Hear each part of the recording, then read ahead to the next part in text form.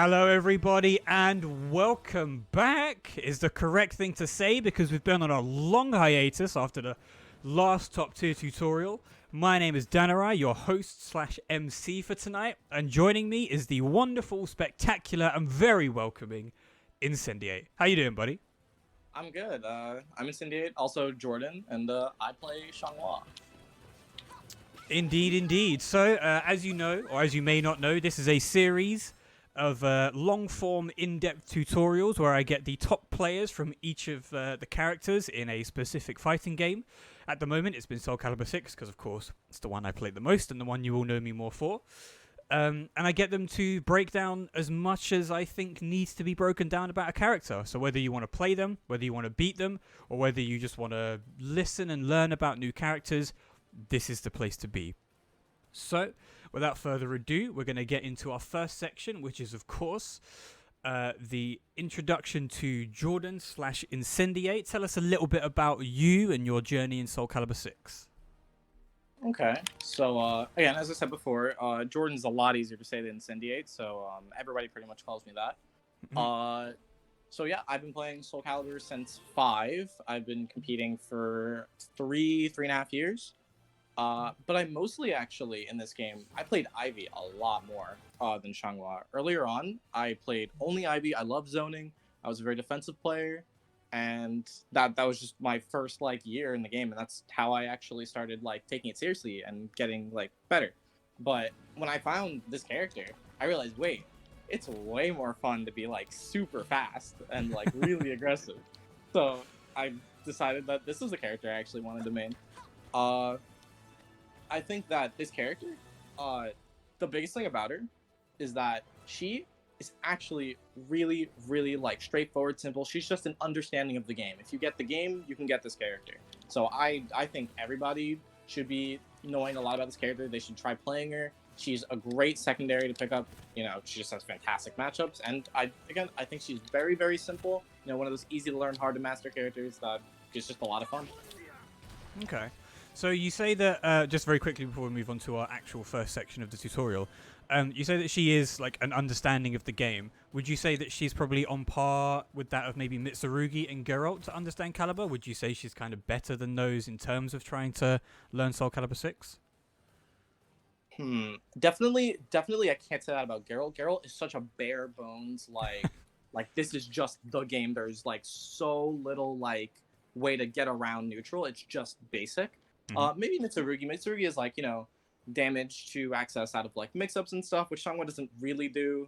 And he's got a little bit of ways to get around it with his really, really strong lows and high damage stuff. But she's definitely pretty basic. But she can get really creative with it, and that's what I think is really interesting about her. But it's definitely just you got to know the game, you got to know frames. There's just so much basic knowledge you got to have for the character. That makes a lot of sense to me. So, we shall move on to our first section, which will be Playstyle. So, how do you play this understanding of Soulcalibur 6 character? What do you do to make the most out of her? Let us know, Incendiate. Okay, so this character, again, very similar to Geralt and Mitsurugi. Those are actually really good example characters for this. Is that, again, it's just basic. You're going to want to play every character for what they are when you're fighting against them. There's not so much that you can really squeeze around, since she, generally, most characters, needs to get close to the opponent, and she needs to be aware of what this move is on block, what this move is on hit, and what her best options are to contain and eventually mix up the opponent. So she pretty much just gets in your face and gets damage by being in your face.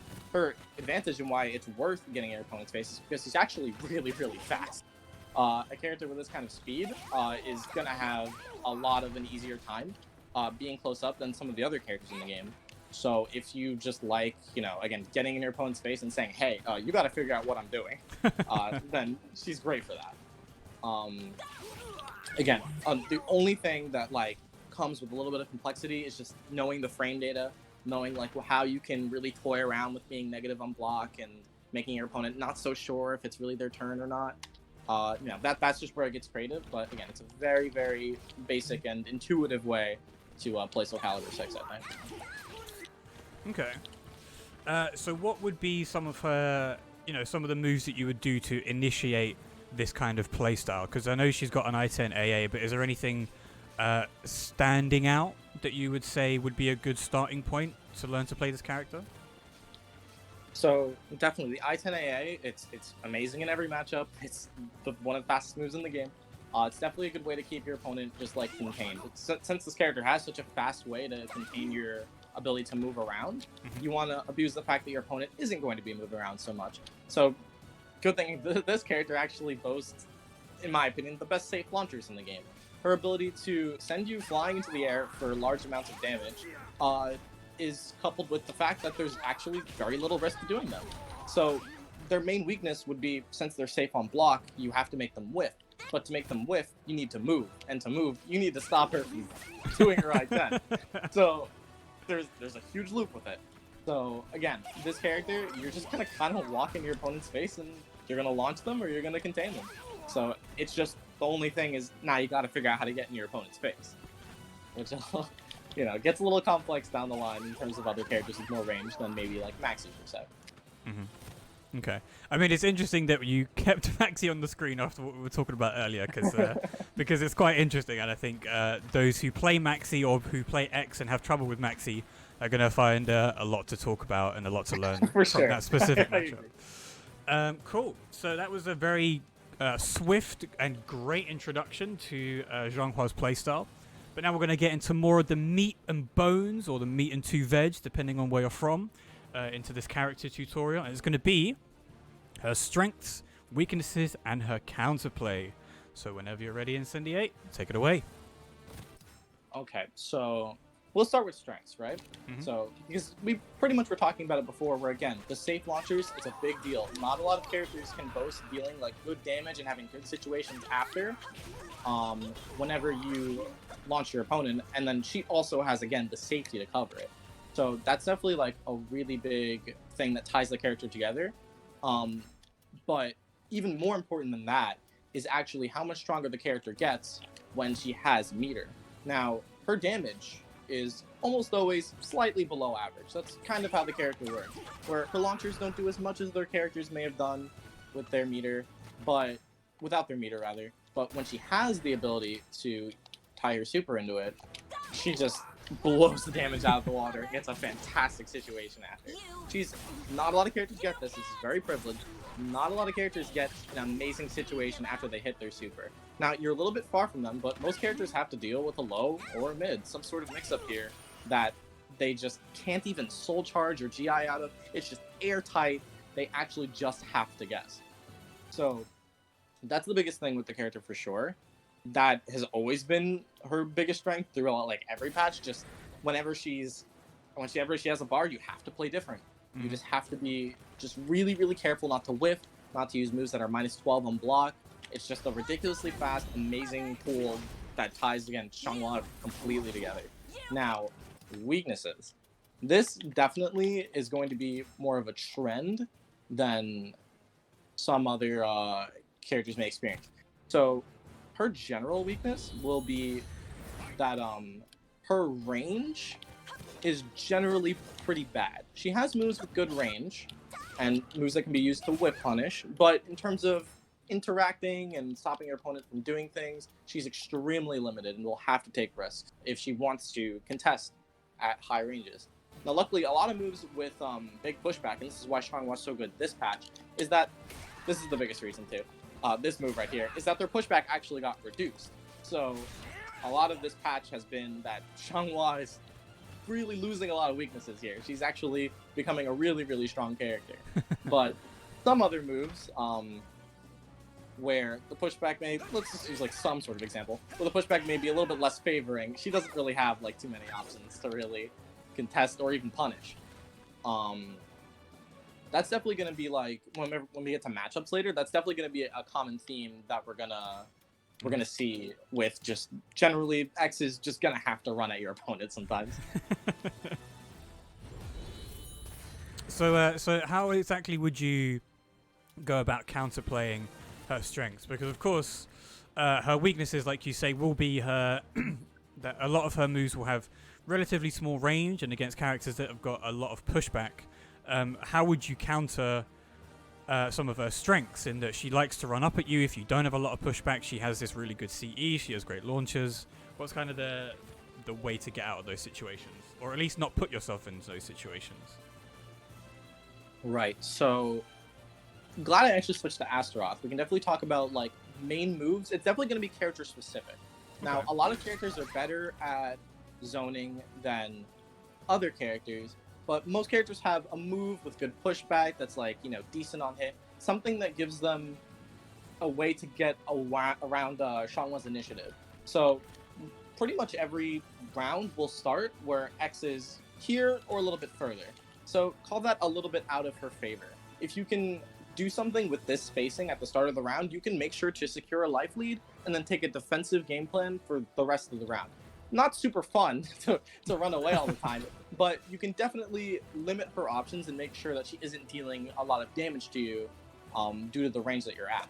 So one of the main ways she'll deal with zoning is that she'll use a poke like this, like 6BA, for example, right?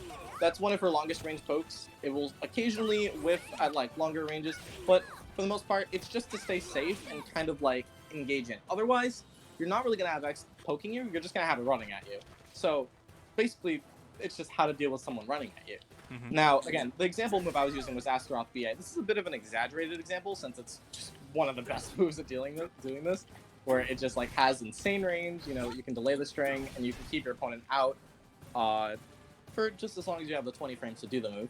But you just need to find like that move or those couple moves on your character that really makes it so that X isn't super comfortable with blocking it. You want to make her kind of antsy, run in and make some mistakes so that you can generate damage on her and then stay away so that you generally have this life lead over her to make her not play too super well.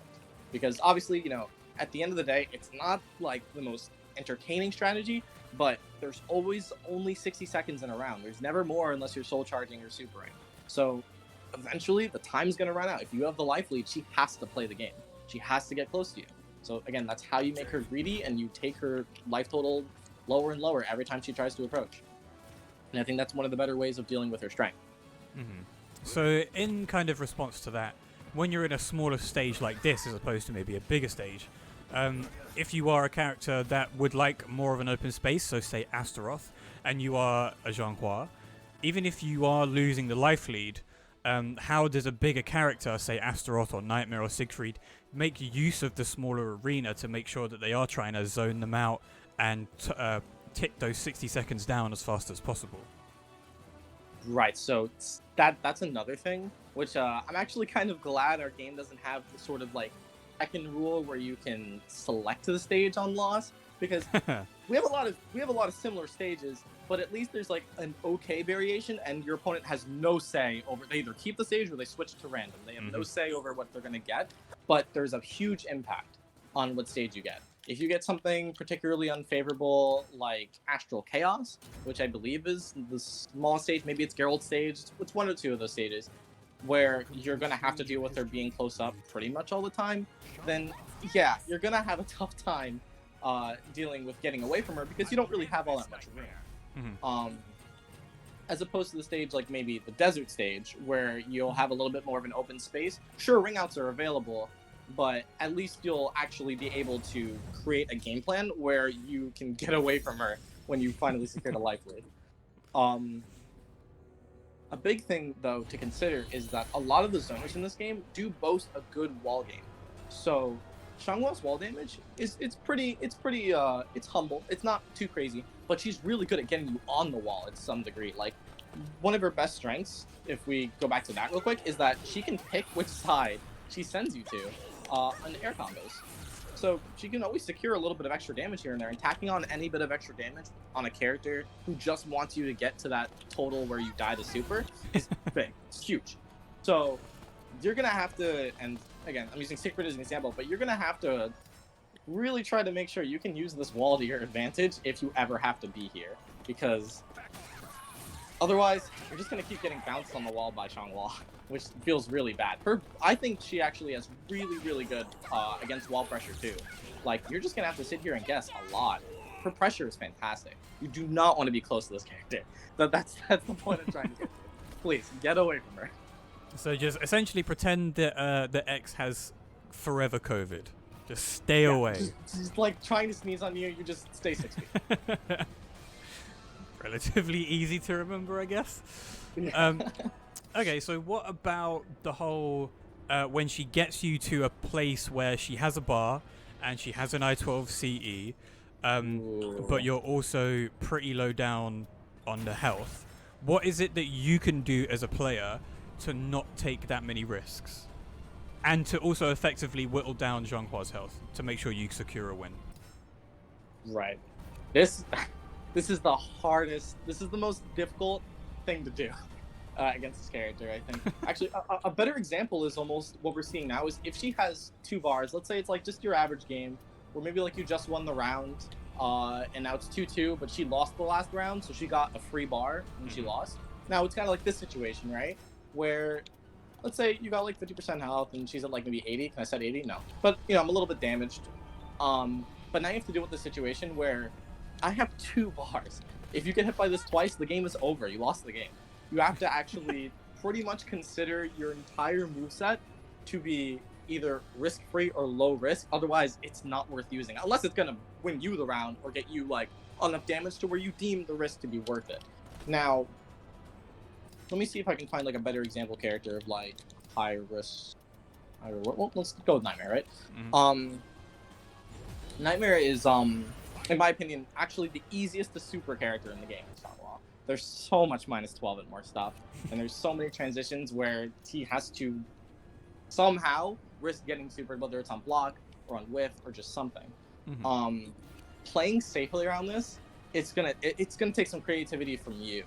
Whether it's not finishing strings that will contain her, or it's just like actually again making her make mistakes, because that's really going to be your biggest way of shutting her down from having that situation over you. Is that if she's overextending, she's constantly trying to really land the super on you, and she's just really going ham on getting in on you. You can there's counterplay to this. You can make sure that okay, this player really wants to land this super, and they're not really waiting for me to make a mistake. They just kind of want to end the game. So let's see what I can do about that. Well, if we switch roles here real quick, and I'm going to expose myself a little bit here, because I know I'm guilty. Right? Expose yourself to the world. I love this situation because I feel like I don't have to take much risk in doing this. But generally, what I'll do is, because this is a safe launcher, it's only -8. I might do this on block. This is something that I would do. This will beat a couple things, depending on how fast your vertical is. She will step it at -8, which is a really big deal. You have to choose a horizontal here, and this is a character who has a horizontal auto CI. Like, this is something you have to really, what is it? Fast horizontal from that. It's 6A or something. 5A. Yeah. 6A was actually too slow, weirdly enough. Oh, wow. Okay. Yeah, my AGA is a little bad, but you get the gist. One thing you will have to do with your frame advantage against Xianghua, which normally you're thinking, oh, I'm +8 here. It's gotta be my turn, right? When you're risking getting supered and it's gonna end the game, it's not really your turn. Sometimes it's worth it to actually just being +8 and take a backward movement. Now, backstep guarding, as you can see there, it's dependent on your character, but you might not get a lot of range out of this. You might actually get the spacing you want if you want to create mistakes and whiffs from her. So you might actually have to commit to a backstep, but you can get good reward, as you can see. Like, you can really make sure that she will have to take risks to end the game on you. I'm really having trouble with punishing this move. This move is very good. That is the point I'm trying to make. I'm sure everybody's aware of how good 2-2B is. It's just watching an ex-pro failing to do it is making it even sweeter. It's like, wow, chef's kiss. But yeah, this again, you can cause their impatience to be their demise. They want to end the game as much as you don't want the game to end in their favor. Again, gonna be player dependent, but for the most part, this is an aggressive character, and the player probably likes being aggressive.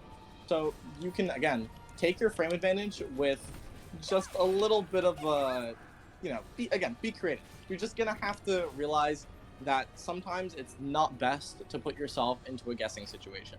You don't always have to, poke her out and like, figure out, this is my turn. I have to get mileage out of this.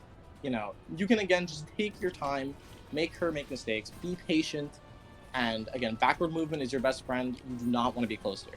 That's just going to be one of your better ways of just shutting down the character's way of shutting you down, if that makes any sense. Yeah, I can see that for sure. Okay.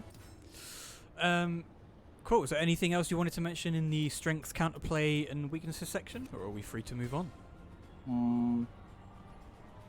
I think that definitely covers it. Again, just the main thing you want to do is make sure that you are far from them. If you can manage that, things are much easier. Just very quickly because we will get onto the mashup section. Who would you say is probably the most effective at keeping her out? Most effective at keeping her out. It's probably like a tie between like Astaroth and Song Mina. I think Mina, even with the reduced pushback on a couple of her moves, she generally she has the tip property where like if you're already a little bit far, and you block a move from like this range, you're gone. You're just gone. You're never touching her for at least like 10 seconds. Like there's a lot of things that this character has that would just keep you from staying in if you've managed to make any sort of leeway of getting yourself in. So probably again, this is one of the better counter picks. I struggle a lot against this character in tournament. This is one of the characters I would actually personally play Ivy against, just so I have the range to contest her. Again, exposing myself here a bit, but this is one of the counterplay characters I would definitely suggest if you're having trouble fighting Xianghua in general. Okay, fair enough. So that concludes the strengths, weaknesses, and counterplay section. Once more, if you have any questions for Incendiate, put them in the chat, and I'll put them into our shared Google document so that he can see them. And before we get to the conclusion, which will be the last section, we will get those questions asked so that they will be answered. And just to make sure that we don't miss anything, I'll ask multiple times for questions. So, moving on to our next section. Combos, tech traps, and frame traps. So we were talking about this earlier. It seems like Xianghua doesn't have that many frame traps because, of course, she's not really a frame trap character. But there will be some situations where frame traps will be important, especially if they think you're not trying to take your turn on block or on hit. So, yeah, once you're ready, Incendiate, let's go. Yeah, so definitely, again, as you said, this isn't a character where you are super plus and your opponent just can do nothing. It's a character where your opponent's options are just not as good as yours when you're at advantage, right? So for starters, one of her important frame traps, I think, this is her best way of containing step. This move is I-16, this is 6-6 AB, natural combo as you saw, and it actually has pretty good range. Now, this move is +6 on hit, which is a lot. There's decent pushback on this, but generally your opponent just kind of has to hold whatever you do. Whether it's if they try to sidestep or backstep, you just do the move again. That is actually really strong. Or if you think they're gonna just not sidestep, if that's the one thing you can eliminate, if they're not gonna sidestep, you can do this and go full crouch 3B. Which again, it'll catch backstep, it's safe on block. If they GI, it's level 2. You're generally again not taking a lot of risk. That's what this character is about. She just doesn't take a lot of risk. So one thing here, though, that I kind of only recently really thought about is that this move actually has a string. 6-6 ABA and 6-6 ABB, which are both arguably reactable, but they look exactly the same, so good luck. This is actually even tighter than those. Your opponent can't step guard, they can't back step guard, they can't mash. This literally just beats everything. They have to GI, and oh boy, if they GI this, look, it's a fantastic reward they are yielded with. Oh boy, +8. They're better off blocking it. It's -10, but it's really far, so no one can punish it. Yeah, this is just, again, this is one of those situations where your opponent just, alright, they got hit, they gotta hold it. They gotta hold it. And this is one of the times where awkward spacing on block is good for her. They're gonna end up being a little bit far when they block, but this is actually pretty good for you. Since they feel like they're the one with initiative, you're the one at negative, they try to 2A here, they're gonna whiff. You can just backstep launch.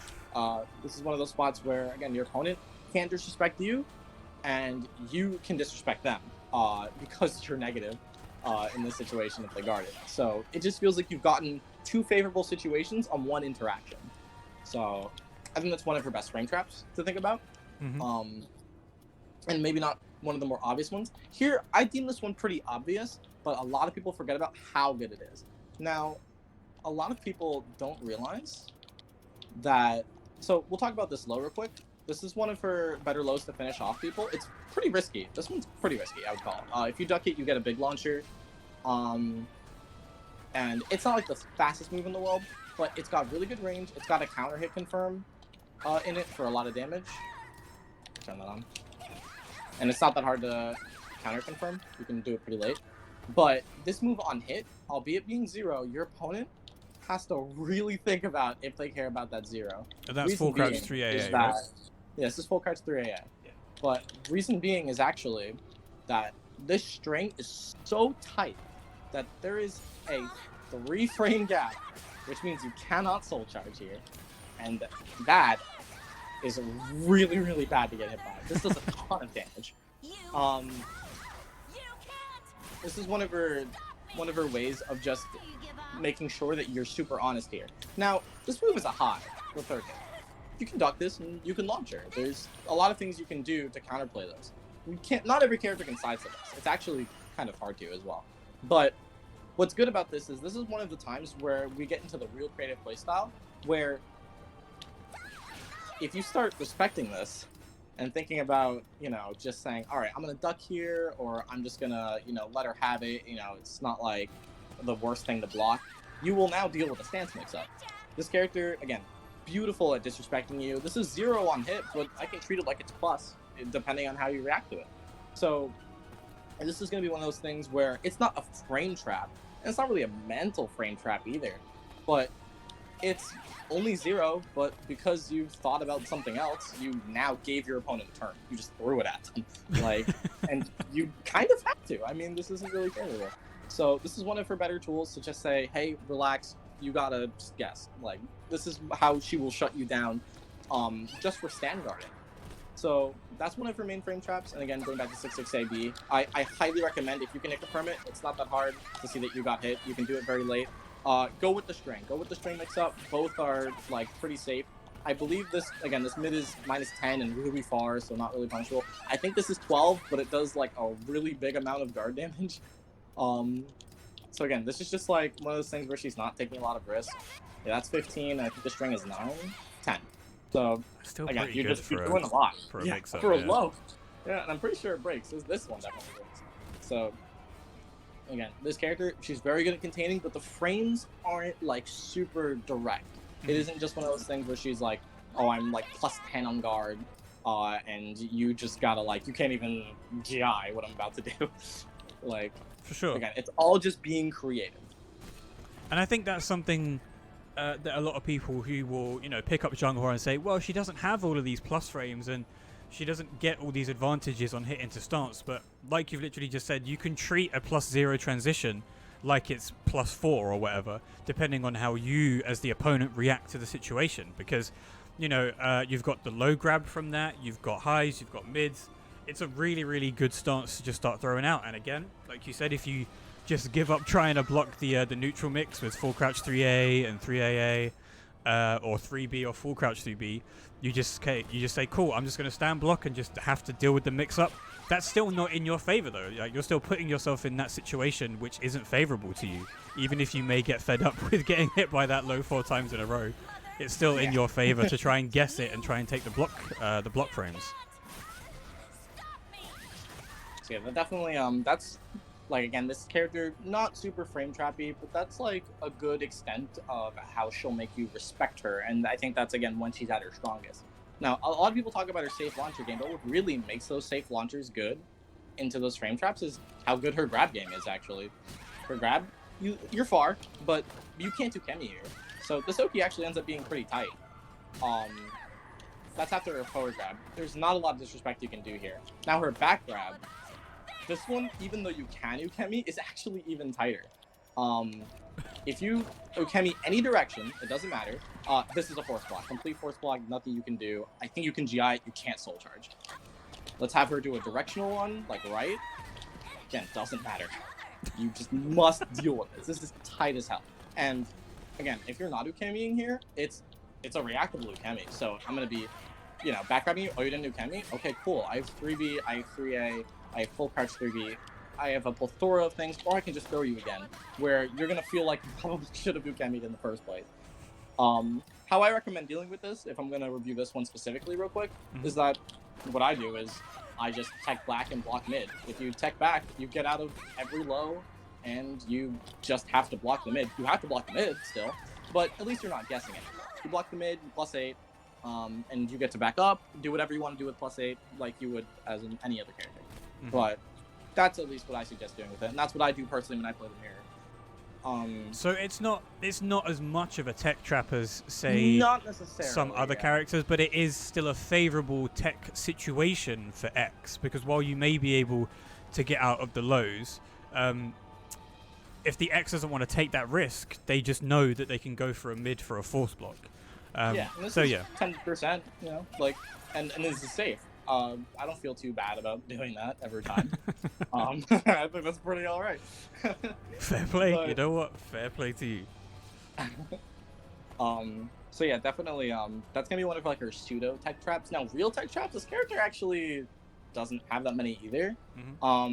The most common one you've probably seen is this one. After wall raising B, you'll have to do a 3A. Yes. The thing about wall raising B is actually, I think left might be correct. It's one of the sides. There's a dead trap into 6B, but you can left tech out of it. You cannot right tech, if I'm correct. Let me just test that real quick. Yes, you must left tech. Very weird. But that did a lot of damage. This is an I-15, not 16, weirdly enough. I-15, 60 damage. You don't want to eat that every time. So teching here sometimes is worth it. But again, there's this mix-up of just, left tech, release this, and you'll take even more. So some sort of a guess, do with that what you will. But that's one of her tech traps. One of the ones I got a little bit more creative with is that this one actually, I don't land it often, but it's very safe to go for. And it doesn't matter which direction they tech. But they have to consider breaking crouch grabs. Wait, do that again? Yeah. So what this was SSXK on air hit into run up crouch grab, and I missed the just frame, by the way. This does more damage if I get the just frame, but I'm mashing it out for execution's sake. Yeah, you gotta break crouch grabs here.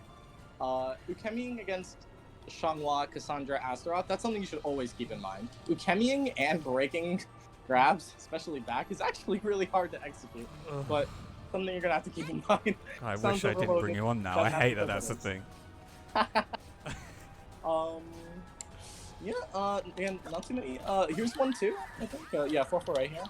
This is a new stun she got in the last patch or the patch before that. Very recent.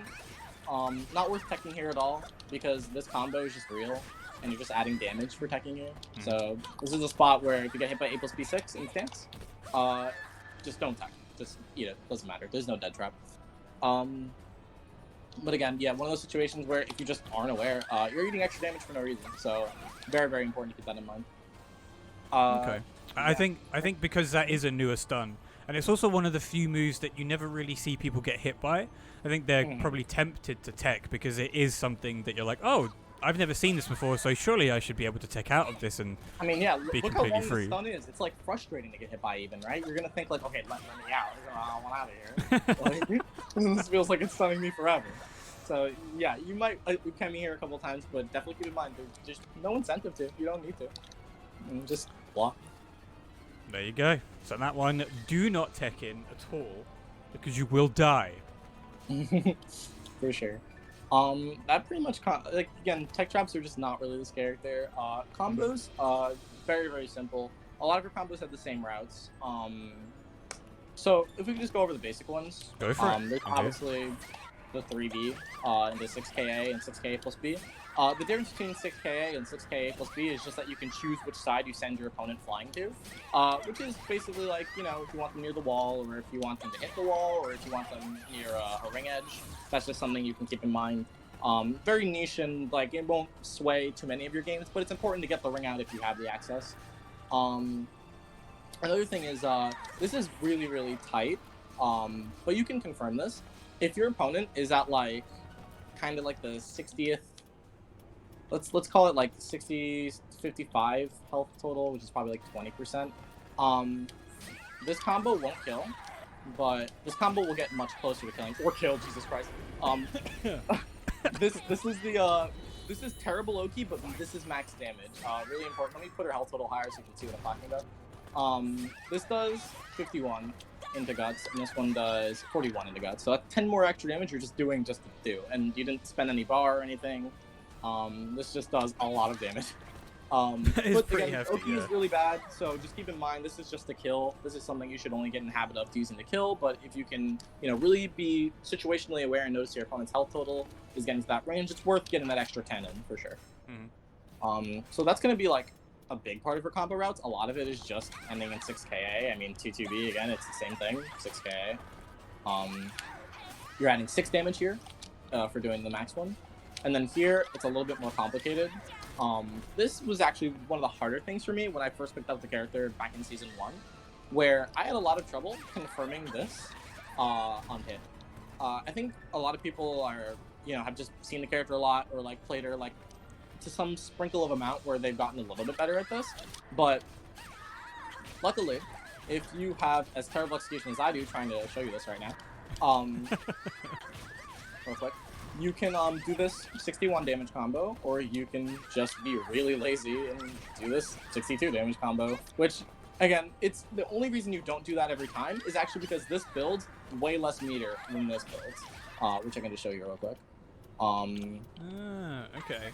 So while she does have these kind of simpler combo routes, than, some other characters might have, even some of them that do the similar types of damage, meter gain is an important part of X's game as well, so it's good to know that they build different amounts.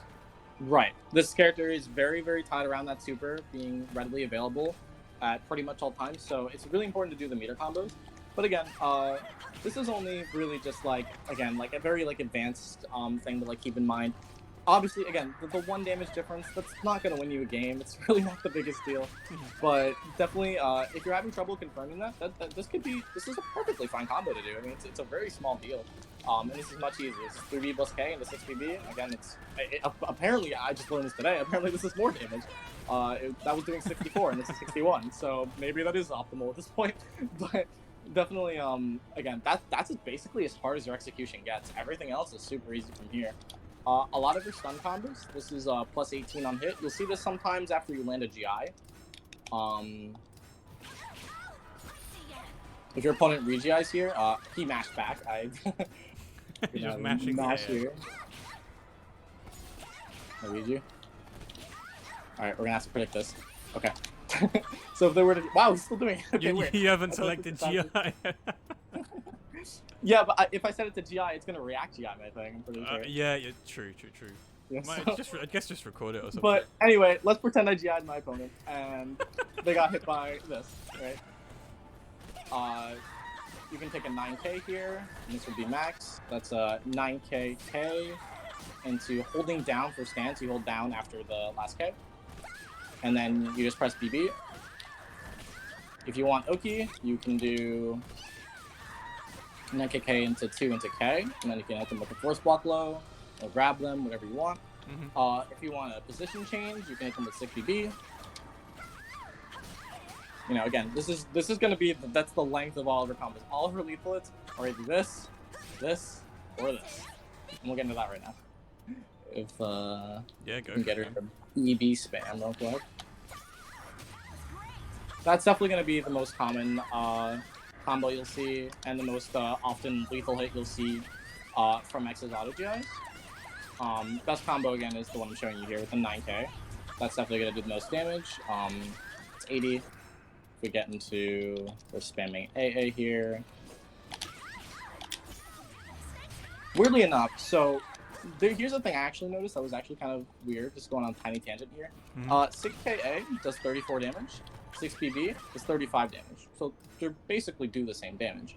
But for some reason in this combo, if we have her do it here, 6KA, 57, right?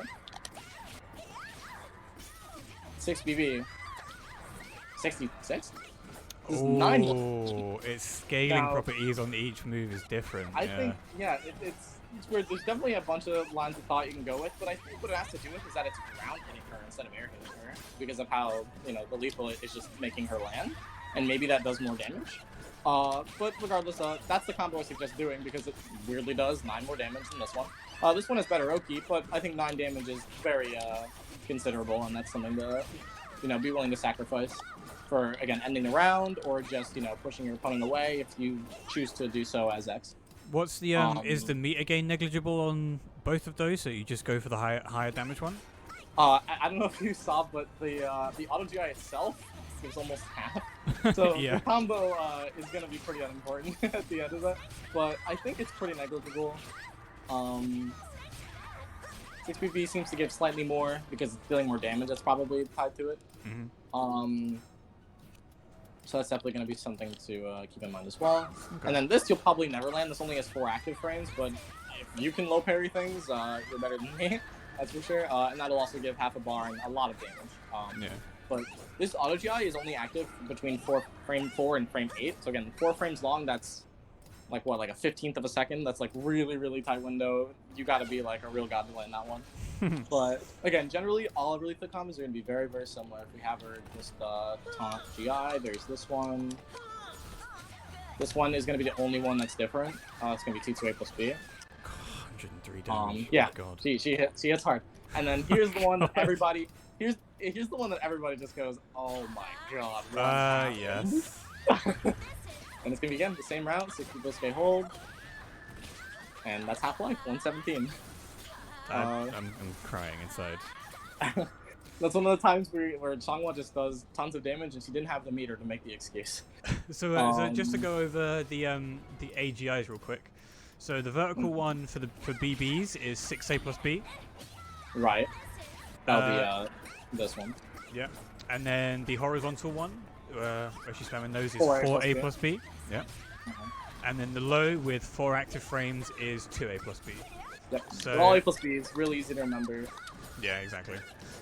So, you know, once this goes up on YouTube, it will be sectioned into each of the sections that I've got laid out on stream. But it will still be up as a VOD for about 2 months, so if you need to come back to this and see anything specific, feel free to do so. And yeah, we'll go over the things that I feel maybe need a bit more explanation, especially for people who may not be all that familiar with Xianghua. So what about the one with the lethal hit post, or I guess with punish GI lethal hit and with punish RE lethal hit? What are those notations?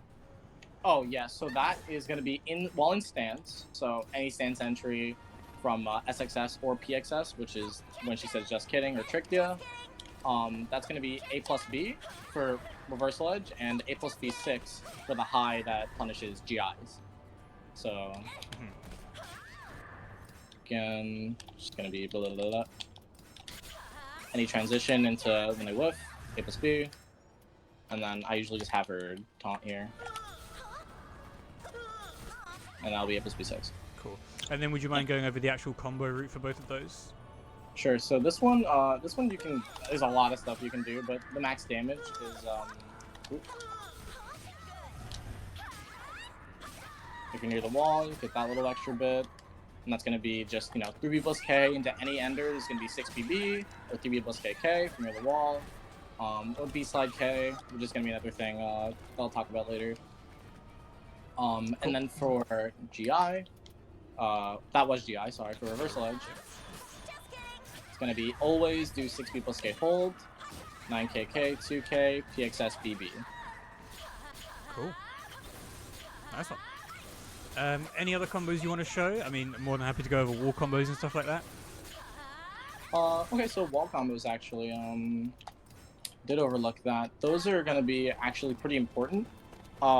Because it's not so much the direct wall hits, it's definitely the sometimes you get a sidewall hit, you get an extra 6BB, depending on, again, it's really important that you confirm that you were far enough to actually get the combo. That makes that 70 damage. Normally 3B does 47, so that's a huge damage jump just from that one wall splat. But from her direct wall splats, let's just talk about the basic ones, right? Mm-hmm. So that would just be, as boring as it may be, her 3B one is 3B into you know, again, all our combos are very, very basic. That would be the best one to do for 3B. And for full charge 3B, you actually can do something similar, but you can also add more damage. Around Xianghua. Astral Chaos is definitely not the stage you want to practice these on because the wall will break.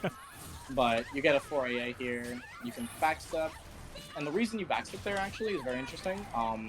It's because you see how she's back turned the entire time. If you backstep there, you make sure that she aligns with the wall perfectly. She's going to be completely perpendicular to it, so you won't have to risk her like floating off and then like this move will whiff. Because for this move to connect, like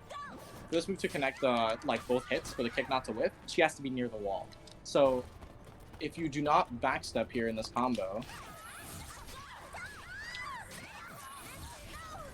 sometimes she'll float off to the right. She's not doing it here, but she got a little bit more slanted to the right here. But she'll sometimes move away, and you're just gonna risk dropping your combo and losing a little bit of damage. So always worth it. Just have a little do a little bit of movement here. She's falling for 10 billion years. You have a ton of time. Yeah. There you go. 105 damage as well. That's pretty nuts. Other wall splats are gonna be maybe 4K. 4K again, similar thing. You can go the same route. It's a super plus wall splat. Luckily for you, her max damage combo also tends to be the ring out combo, or it can be 6K at the end. Or 4B. Yeah, she's pretty good. She's pretty good. But the pain. That'll generally be the way you go. You don't have to pay too much attention. Again, her combo is very, very. That's gonna be the least of your worries, as long as you have the reaction time to confirm what you should be doing. Sure. What else is a wall splat? We went 4K, 3B, 4K, 3B. If you get 4-4A hold near the wall, which is often when I land it too, because your opponent's gonna be trying to move away from the wall. Again, you're just gonna see that you get 3B here as a combo. Or if they're a little bit, you know, angled, you might have to go for the 4K, and then you can re-angle yourself however you want. What about oh my gosh. That's my favorite. what about 2TB? Does that wall splat in any capacity? So 2TB can be very varying on wall splats, but you always at least get the wall splat where you get 6BB. But sometimes you actually get a high air wall splat, so you occasionally get wall splat. But if you get the good wall splat, alright, the confusing thing about 2TB is she'll actually step the opposite direction of where you press it. 2-2 makes her go upward, and 88 makes her go down. Definitely keep that in mind. But she can get, like this one, didn't wall spot. God, Astral Chaos. Yeah, it's really random. And yeah, definitely Astral Chaos being rounded is going to make this really awkward. But 2-2B... Feel free to change stages. To stay here. Yeah, we can switch stages for sure. Yeah. But you can definitely get a 3B wall splat there, which is really good. Welcome to the stage of history. Use a more basic hitbox like Killick or something. Standardized manlet. And what's a good wall stand? Yeah, just like held the stage. It's really good. So yeah, for a character that away from the wall has, you know, pretty standard low execution, small hit combos, against the wall, she can deal damage. Yeah, she hurts. Definitely don't want to get wall splatted by this character. Alright, so here we go. This is what I'm talking about. Right, it works first time because, you know, we're not an actual chaos. But yes, that you'll sometimes get the good splat where 3B will relaunch. If you want to keep your execution low, technically, if you get the bad wall splat, you're supposed to do, this was the good one, but you're supposed to do 6BB as your combo ender, they're on the ground, that's it. But you'll lose like 2-4 damage if you just do 3B every time. And if you don't want to bother confirming it, you do 3B every time, sometimes you get the good splat like that. Or sometimes you get the bad splat and they're on the ground, but you still got your damage for the wall hit in general. So I would suggest doing what I do, which is just 3B every time. You know, sometimes you get a weird angle and you have to like improvise on the combo a bit, but everything is very reactable. It isn't like anything that'll overload you too much. Sometimes you get this. You backstep and you just keep your combo same as before. That's gonna be your standard combo that you're just gonna always want to practice. And again, that was off of 2-2B. That was 100 damage. So that was pretty damn good. And yeah, I mean that's the extent of her wall combos. Not too many of her moves will wall hit from super far, but again, it'll all revolve around just getting either that 3B splat, or if you get the low splat, you go for 6B2 or 6BB. Which I should probably go over real quick, because sometimes when you have your combo and you can do your maximum damage of 61 here, or as we discovered before, for some reason 64. You can also drop a little bit of damage in your combo for doing a stance fade. This one in particular is actually her best one. That one, I'm going to set him to... I hope I'm not setting myself up here, but I'm going to set him to GI, and I'm pretty sure he can't. This one is very, very tight. He can't soul charge here. Yeah, he tried. He can't GI here. This one is going to be just, again, one of those straight mix-ups where, like, if you roll, both hits actually hit grounded as well. So this is going to be a really favorable situation for you. All right, so he's auto-guarding it here, so that does mean that he can't GI it. That means there's one frame between here.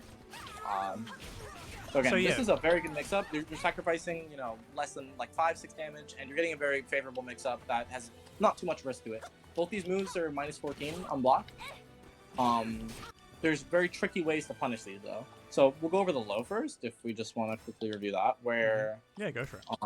If we have him do this, will he block it correctly? Just very briefly before before we get into this, what you're about to do, it's a risk-reward calculation, right? So if you want to go for your just damage combo, then finish it. But if you are in your opponent's head and you think your 50-50 on Oki is going to be able to net you more damage in the long run, then go for that. But, you know, if you want to keep it simple, like your character suggests, as we said in the beginning of this tutorial, that she is a learn how to play this game type of character, then stick with the damage and see what happens afterwards. Yeah, definitely mustering up all the damage you can get, again, is a really good strategy on this character. It's, again, that's how you just get to be creative. Sometimes you can be the player that never goes for mix-up, and you just do all your guaranteed damage and you get out of there. Or you can, you know, gamble a little bit and go for your, you know, your somewhat risky, but, you know, favorable damage increase to where you can get a little bit more out of the situation. So part of that is going to be definitely that you consider this to be, again, this is -14. But what's tricky about this is you recover and crouch here. Your opponent can't AA you. They recover standing, so there's no like wall rising kick that they can just access. They have to BB if they have an I-14 BB. Not all characters boast that, so or you have to like 3K if you're like Siegfried. There's a bunch of punishes that you have to be sure that you're blocking specifically PXSAA, and your opponent has to be sure that they're doing a mid. So there's a lot of matchup knowledge already that your opponent has to have if they want to consider this move even risky. Now, again, this move, it's been one of the craziest additions that you got in Season 2. So let's pretend your opponent actually has all of the knowledge required to deal with punishing this move and actually blocking it on that Oki, being aware that there's a low. There's a stance mix-up. So if your opponent is aware that they're actually supposed to wait for the second hit and do an I-14, they've now turtled enough to where they allowed you to do that. So again, this is another way to open up your opponent in a very creative way where you're taking a risk. You're taking 2 risks here, in fact, where you can get so much damage on a situation where you were just supposed to get a launcher, really. There wasn't really much more to it. And then again, here's the other one here. This one is just going to be standard, like, Soulcalibur strain stuff where you need to make sure that, then they made this very easy. You need to make sure you know how to hit confirm this. This move has so much delay on the second hit that you can apply. And you can really just make sure that this first hit is -12. And the second hit is -14. This recovers mid, again, like an AA, BB, whatever they want to punish with it for 14 frames. But you don't really ever have to finish the second part unless you hit. I can prove it here real quick if I... Random guard? Is that right? But yeah, this is a very easy hit confirm to do. Wow, this is not that easy. No, it is easy. But again, in a controlled situation, you can see that your opponent just got hit by it, press B again, and if they didn't, you know, you can just take your -12. They probably won't punish it because no one wants to mash into the second part of that hit launch. So again, you can make this a very, very favorable, even if you're wrong, guessing situation. Again, this is going to be one of those things where your opponent is just going to feel like your pressure is questionable when it'll end. You know, like if your opponent's really waiting for the second part of this and they block the first part, you could be really greedy here. You're -12, but they're waiting. You can kind of take a turn here. Now, that's definitely mashing at -12 is not something I'm condoning, but yes, you this are. is technically a string, and I've done it before and it's worked. So You know, again, I something to keep in mind. I wouldn't condone it, but I've done it multiple times and it has been successful. You didn't hear it from me. So, again, just one of those things to keep in mind where, again, Xianghua's risk reward, just one of her biggest strengths. Just she doesn't have to be super risky. Definitely going to be something to keep in mind, just how to contain yourself on risking and taking those risks, and not to be greedy like me and do this unlock.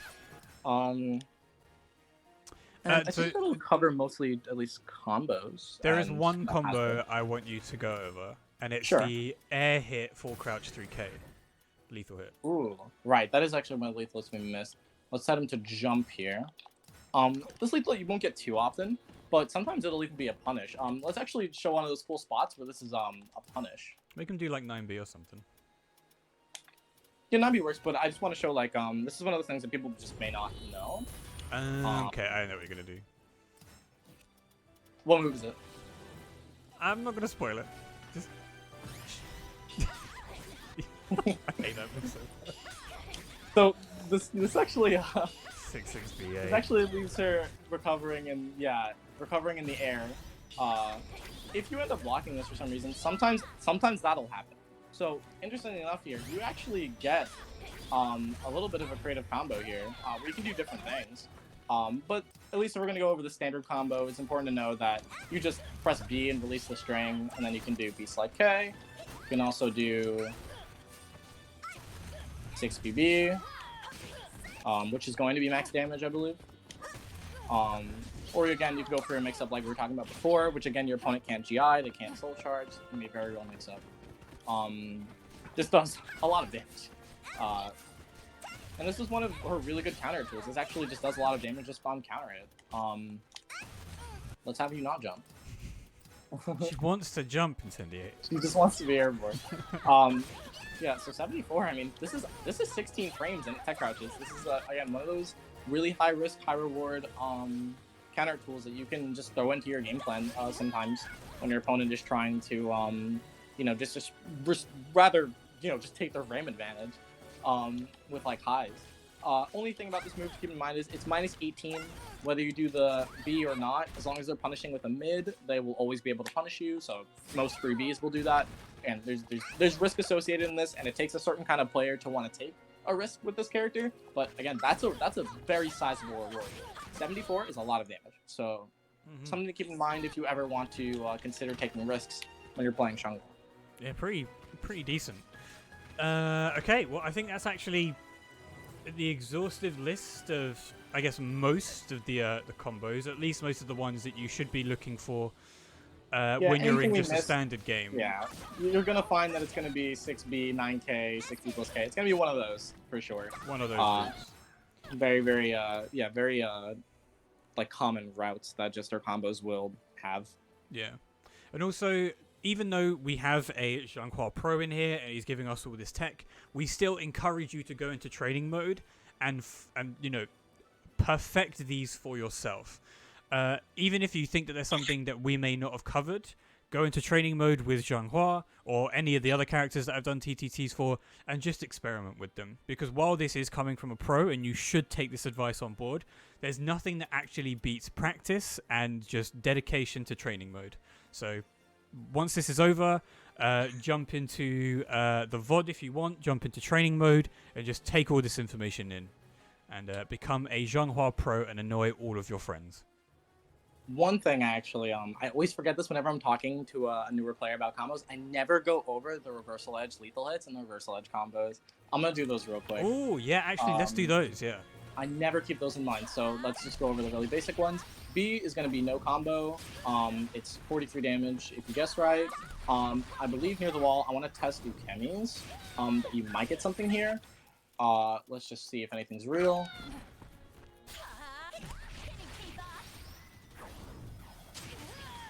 Alright, so yeah, she can tech. There's no combo here. You might be able to toy around with a couple of tech traps. You can figure that out. But this is just going to be B for the most part. Now, if we go into A, we'll just have her do K. Level 1. A is actually pretty interesting because you have AA, which is not a combo, but there's also AB, which will give you a launcher if your opponent decides to duck there. So this is going to be a little bit of a mix-up that you can get. if your opponent is either guarding against your A, you can get some mental frames, or if they guess wrong on K and they just got hit and they gotta consider. But again, there's no combo here. And then on K, we'll have her do B. On K, you're plus 12, which means you can 4B, you can AA, and of course you can be Xianghua or. But yeah. Very modest damage here, though. Very modest damage, but still, this is going to be one of those important spots to spend your bar if you need to kill your opponent. Now let's go over lethal hits, right? Let's do it. Real quick. B is going to be the same as your full crouch 3B. It's going to be 6 disable B route, and then you can go for your Oki or your combo damage, whatever. Again, same as full crouch 3B. Let's go into A. Let's do double aim. So A, again, you can do a lot of stuff here. I like to just do 9k because that's just the most damage and it pushes them really far.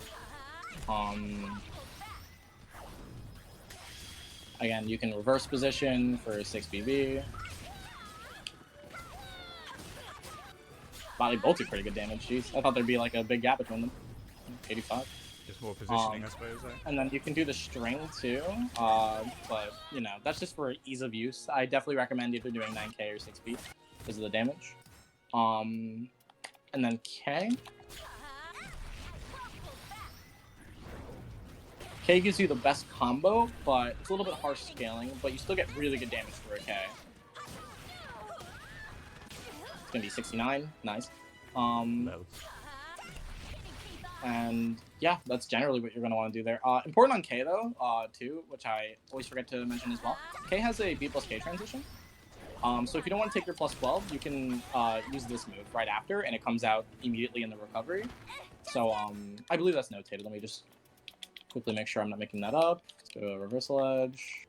Okay, yeah, K B plus K. So it's in the recovery totally, which is really important because the move that comes out of it, does a lot of damage, first of all, and it wall splats and everything, but it also has a fake. So, again, really important that you can get a lot of mileage out of just simply hitting your opponent with REK, which, again, a lot of characters don't really get anything on their REK, so she gets to have a pretty good mix-up. So, again, something to keep in mind if you ever guess right in your RE. And that, yeah, your case sucks. And that, well, that pretty much covers her RE. I don't think I missed anything. No, I think... Are there any more combo routes that you'd like to go over? Oh, and I guess the last thing would be go for it. If they guard. If they guard. Right, yeah, for guard crush. Every guard break Xianghua has, it's literally every guard break, maybe like 1 or 2, you always just do this. You either do super or 6KA. It's always, this is the end, that's always the best damage. If you want to reverse ring out, you always keep 6BB in mind. But again, that's always going to be the best ring out and the best damage. Always keep in mind that your guard breaks are going to be this is the end. 6B plus KO.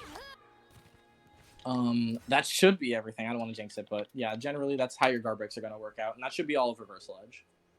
Sweet. So we've gone over neutral combos, gone over wall combos, reversal edge combos, lethal hit combos, the AGI combos. God, I mean, if you want to, that's absolutely fine, because she does have a really good soul charge combo, and it's something that a lot of people probably won't know, because one of her moves is very rarely seen in soul charge. Yeah, you will often not see this character in soul charge, and it's not because her soul charge is particularly bad. I consider it pretty, like, average. It's not, like, a terrible soul charge or anything. It lasts a while. A lot of her moves don't take her soul charge gauge. There's the always max thing, right? Yeah. Where it'll go down. See, this move, it takes very little. It's like I don't know, an eighth maybe. And that's one of her best moves. But the reason her soul charge doesn't get seen is because her super is so good. But sometimes you'll be in a mix-up where you're just like, oh jeez, I need to get out. So you soul charge. Her best move in soul charge, honestly, it's not even a soul charge move in my opinion. It's just 2-2B because it went up to this much damage. And now to 72. Which is a lot for a safe launcher. A horizontal mid-safe launcher. Yeah, horizontal mid-safe launcher, unless you're Huang. And apparently so, yeah. Yeah, apparently, right? To where you just are getting a ton of damage. All of your launchers are going to go into this. Full Crouch 3B is the only one where you can consider doing something different. That does 74. This one does a little bit more, but keep in mind, again, we're talking about the soul gauge here. The best thing about her soul charge is that it lasts a while. this is going to be one of those moves where it does not last a while. You're spending a lot of soul charge to do this combo. Again, I would recommend if you're not going to kill your opponent, you just want to do the 6 people scare out. Her soul charge moves are really going to boil down again to her just getting in your face. If she can get into your face, the soul charge is very, very hard to deal with. Let's talk about the obvious one where she gets this like 70 damage counter hit for 10 frames and +4. This move can be very difficult to deal with. This is something I've really wanted to tell a lot of people for a while, because I feel like people have a lot of trouble dealing with this move on block. So there's this option, and there's this option, and then there's the option to do nothing afterward. First of all, let's talk about the fact that blocking this is a terrible idea. That just did 22% and you're -10. So you did just take a crouch grab mix up here, which scales, but it's still good damage, and you don't want that. So the best way to deal with this on guard is that you'll notice, again, the options are B and K. There is no A after this. So what you really want to do here is take a step duck. Let's put on the Xianghua mirror real quick to show what that looks like.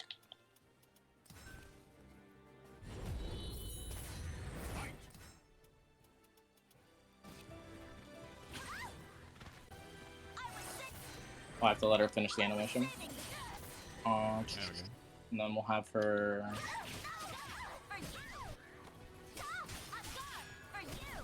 So that'll cover that, and...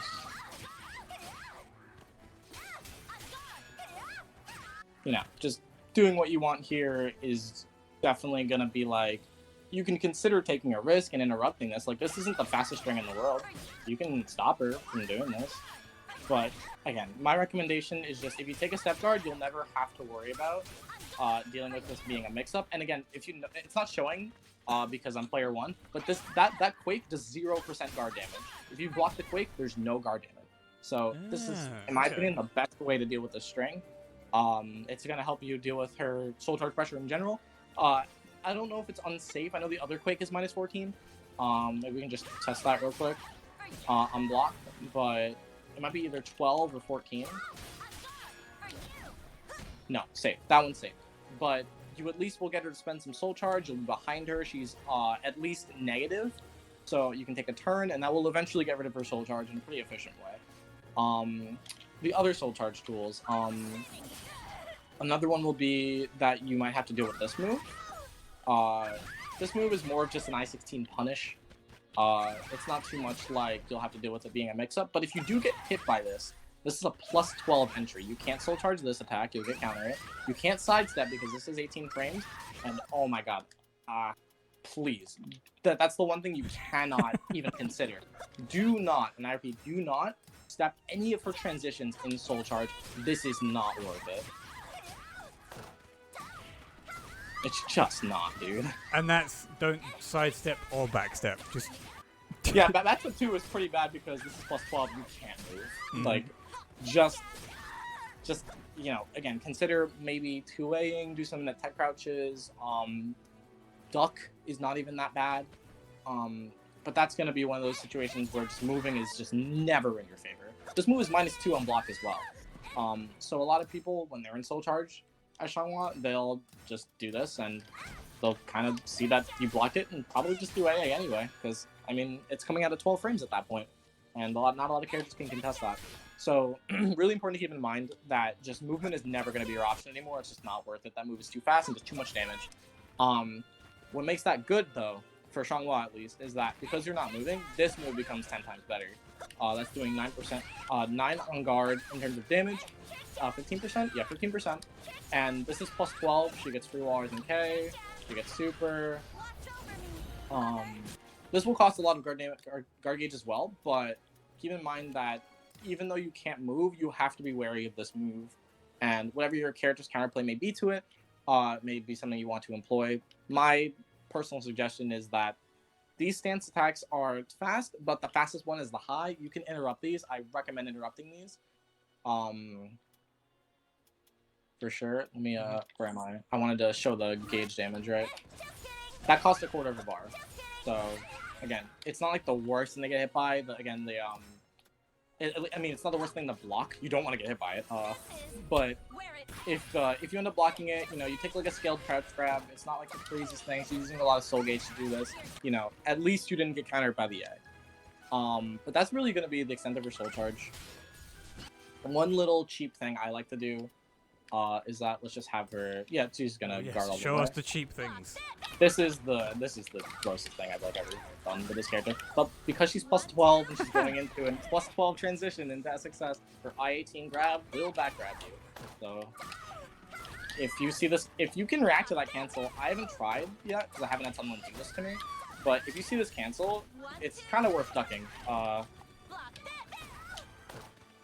The mid she can access here is kind of feels bad to block anyway, but it's less damage than 70, so that's important to keep in mind too. There's a back grab setup here. Is that again, so? That probably grab, have to deal with it. that grab is techable though, right? Even on counter hit. So it's not like it's not a Well, guaranteed. the crouch grab is techable. Yeah, so it's not like it's a but- guaranteed combo, but if it is about to hit you and you don't tech it, say goodbye to most of your life. Yeah, that grab right there, that's the important part. You gotta consider ducking there sometimes. Mm-hmm. But just in general, I mean, you might just end up getting crouch grabbed by Xianghua because I don't know, you did like a 2K or something. Like this character, again, she get a lot of mileage out of very little decisions. But again, you don't want to have to deal with taking tons of damage on resets or anything. This one I want to give credit to Master CJ. He showed me this like. It might have been season 1, maybe a little bit later, but similar reset. Just to go over real quick. This will also give you that card, so keep that in mind as well. That's disgusting. Yes. Hey, stop 2K'ing. All right, I think we are finally done with our combo section. Yes, that's generally going to be combos. Yeah, Soul Charge, not going to see a lot, but those are going to be the combos and the setups and cancels you're going to see early. Mm-hmm. Wonderful. Okay, so now we're moving on to our final 2 sections. Disclaimer, these final 2 sections are very much opinion-based because we're going over matchups, and then the next section will be buffs, nerfs, changes, adjustments. So if you don't agree with them, and you want to talk about them, please be respectful in the chat, or if you want to talk to Incendiate outside of the stream, then I'm sure he'd be happy to answer questions on Twitter. His link is also in the command that I've got. So yeah, if you want to do any of that, then please feel free to do it, but do it in a respectful way, because these are personal opinions and they're not stating them as fact. So, we're going to get into the matchup chart now. What do you think of Xianghua's matchups in Incendiate? So for this, let's go through, unless you have an order that you'd prefer, we can just go through the order on the training mode screen. Sure. Let's just go like through here, or should we go to the main character? Okay. Yeah, so Mitsumi and Well, Ataki Maxi. Yeah, if we're gonna like speedrun this, definitely a lot of these you're gonna see the trend is either that it's either even or in X's favor. She used to, but now she doesn't have a lot of bad matchups, and the trend is gonna be that it's just gonna be characters with a lot of range or really good pushback. For example, Mitsurugi, it feels very even. There's a lot of situations where Mitsurugi does a lot of damage, but like the way that their neutral will play out is that X will get more opportunities to play because she has the I-10 and he doesn't. You know, she gets to super his 3B, which he can't do to her because hers is -12 and he's an I-14C. There's just going to be a lot of spots where X has more ability to do damage, even though Mitsurugi's damage is higher. Mina, I talked about it before, worst matchup. I think it's 6-4, very close. Again, spacing is really, really imperative. You have to figure out a way in. Pushback is really, really high. It definitely got better with the 2-2B nerf to Mina. 2-2B is no longer safe to X. She can super it. And there's going to be a lot of spots where you can super Mina. She's a zoner. She's going to whiff. Every player is going to whiff trying to zone you because that's just how zoners really work. Mm-hmm. And you'll eventually be able to get some sort of mileage out of your bar. But again, she has tons of range and a lot of pushback. It's going to be really rough fighting this character, I think, for at least this patch and a couple more patches if they don't change too much. Taki, even, it has an even faster move through Meki, 2B slide A, because that's 8 frames. But you'll generally be scrapping. Her real only advantage over you is that her 3B is 16 frames, which she has over every character because no one else has nice 16 3B. Well, she'll be able to disrespect you when you're trying to push your frame advantage with highs, but that's going to be like a playstyle choice kind of thing. Again, you have fantastic auto GIs for her pressure. You have also an I-10, so when she's 0, which she is 0 a lot, she will put you in situations where you'll be able to at least clash. If not, you can, just have the same options as her, but your super is a lot better. So again, feels pretty even. She has the better damage, but you have the better meter usage. Maxi, I almost don't want to talk about it. It's really, really, really rough. Should we go into training mode with Maxi real quick and just show them something specific that I absolutely hate about this matchup? At Daniel's request, I'm sure that he would like to. So this one is just for jokes. This is unfortunately, unironically, a really, really good option. It covers a ton of things, but I'm just gonna expose it here. This is called the Blue God. I learned this from Blue. He showed me this and he told me to do this here, and it has been. I don't think I've ever done this in tournament and it hasn't worked. I think it's worked every single time. But if you get hit by Maxi's 668 plus B, and I'm going to set him to guard here. Now, again, I'm getting hit. I'm not blocking this move. I'm guessing incorrectly. I either moved or I ducked. The Maxi player did the correct thing. I got hit by this, and he's going to try to guard here, and he can't. Now, you must be thinking, well, this is a stance entry. There's tons of counterplay to this, right? Well, it's not that great. For starters, if we talk about hard reading, I believe neutral guard is B plus K. Obviously, the important thing is here that neutral guard is not a guaranteed situation. If he were to neutral guard it, and what's the... Is it K? A is lethal. A is lethal, right? If he were to go for his best damage here, and he GIs my super, I need to actually execute this. But again, he needs to do his break attack here because this is very fast. You can just probably just buffer it as it's like happening to you. I think there's no reason not to do it while you're getting hit. Yeah. But at least you can either turn off his lethal hit, or you can jeez. Or you can re-GI the move altogether. This is not as hard as I'm making it seem, but you're at least, again, mitigating like 70 damage of what he's supposed to be getting, even if you do it wrong like I am. But again, this is him hard reading you. Like, he hit you with a move. That's twice. That's 2 hard reads in a row. I think it's nothing. Oh, it's painful. Again, stop it. Incendiate, stop it. This is my favorite looking one, actually.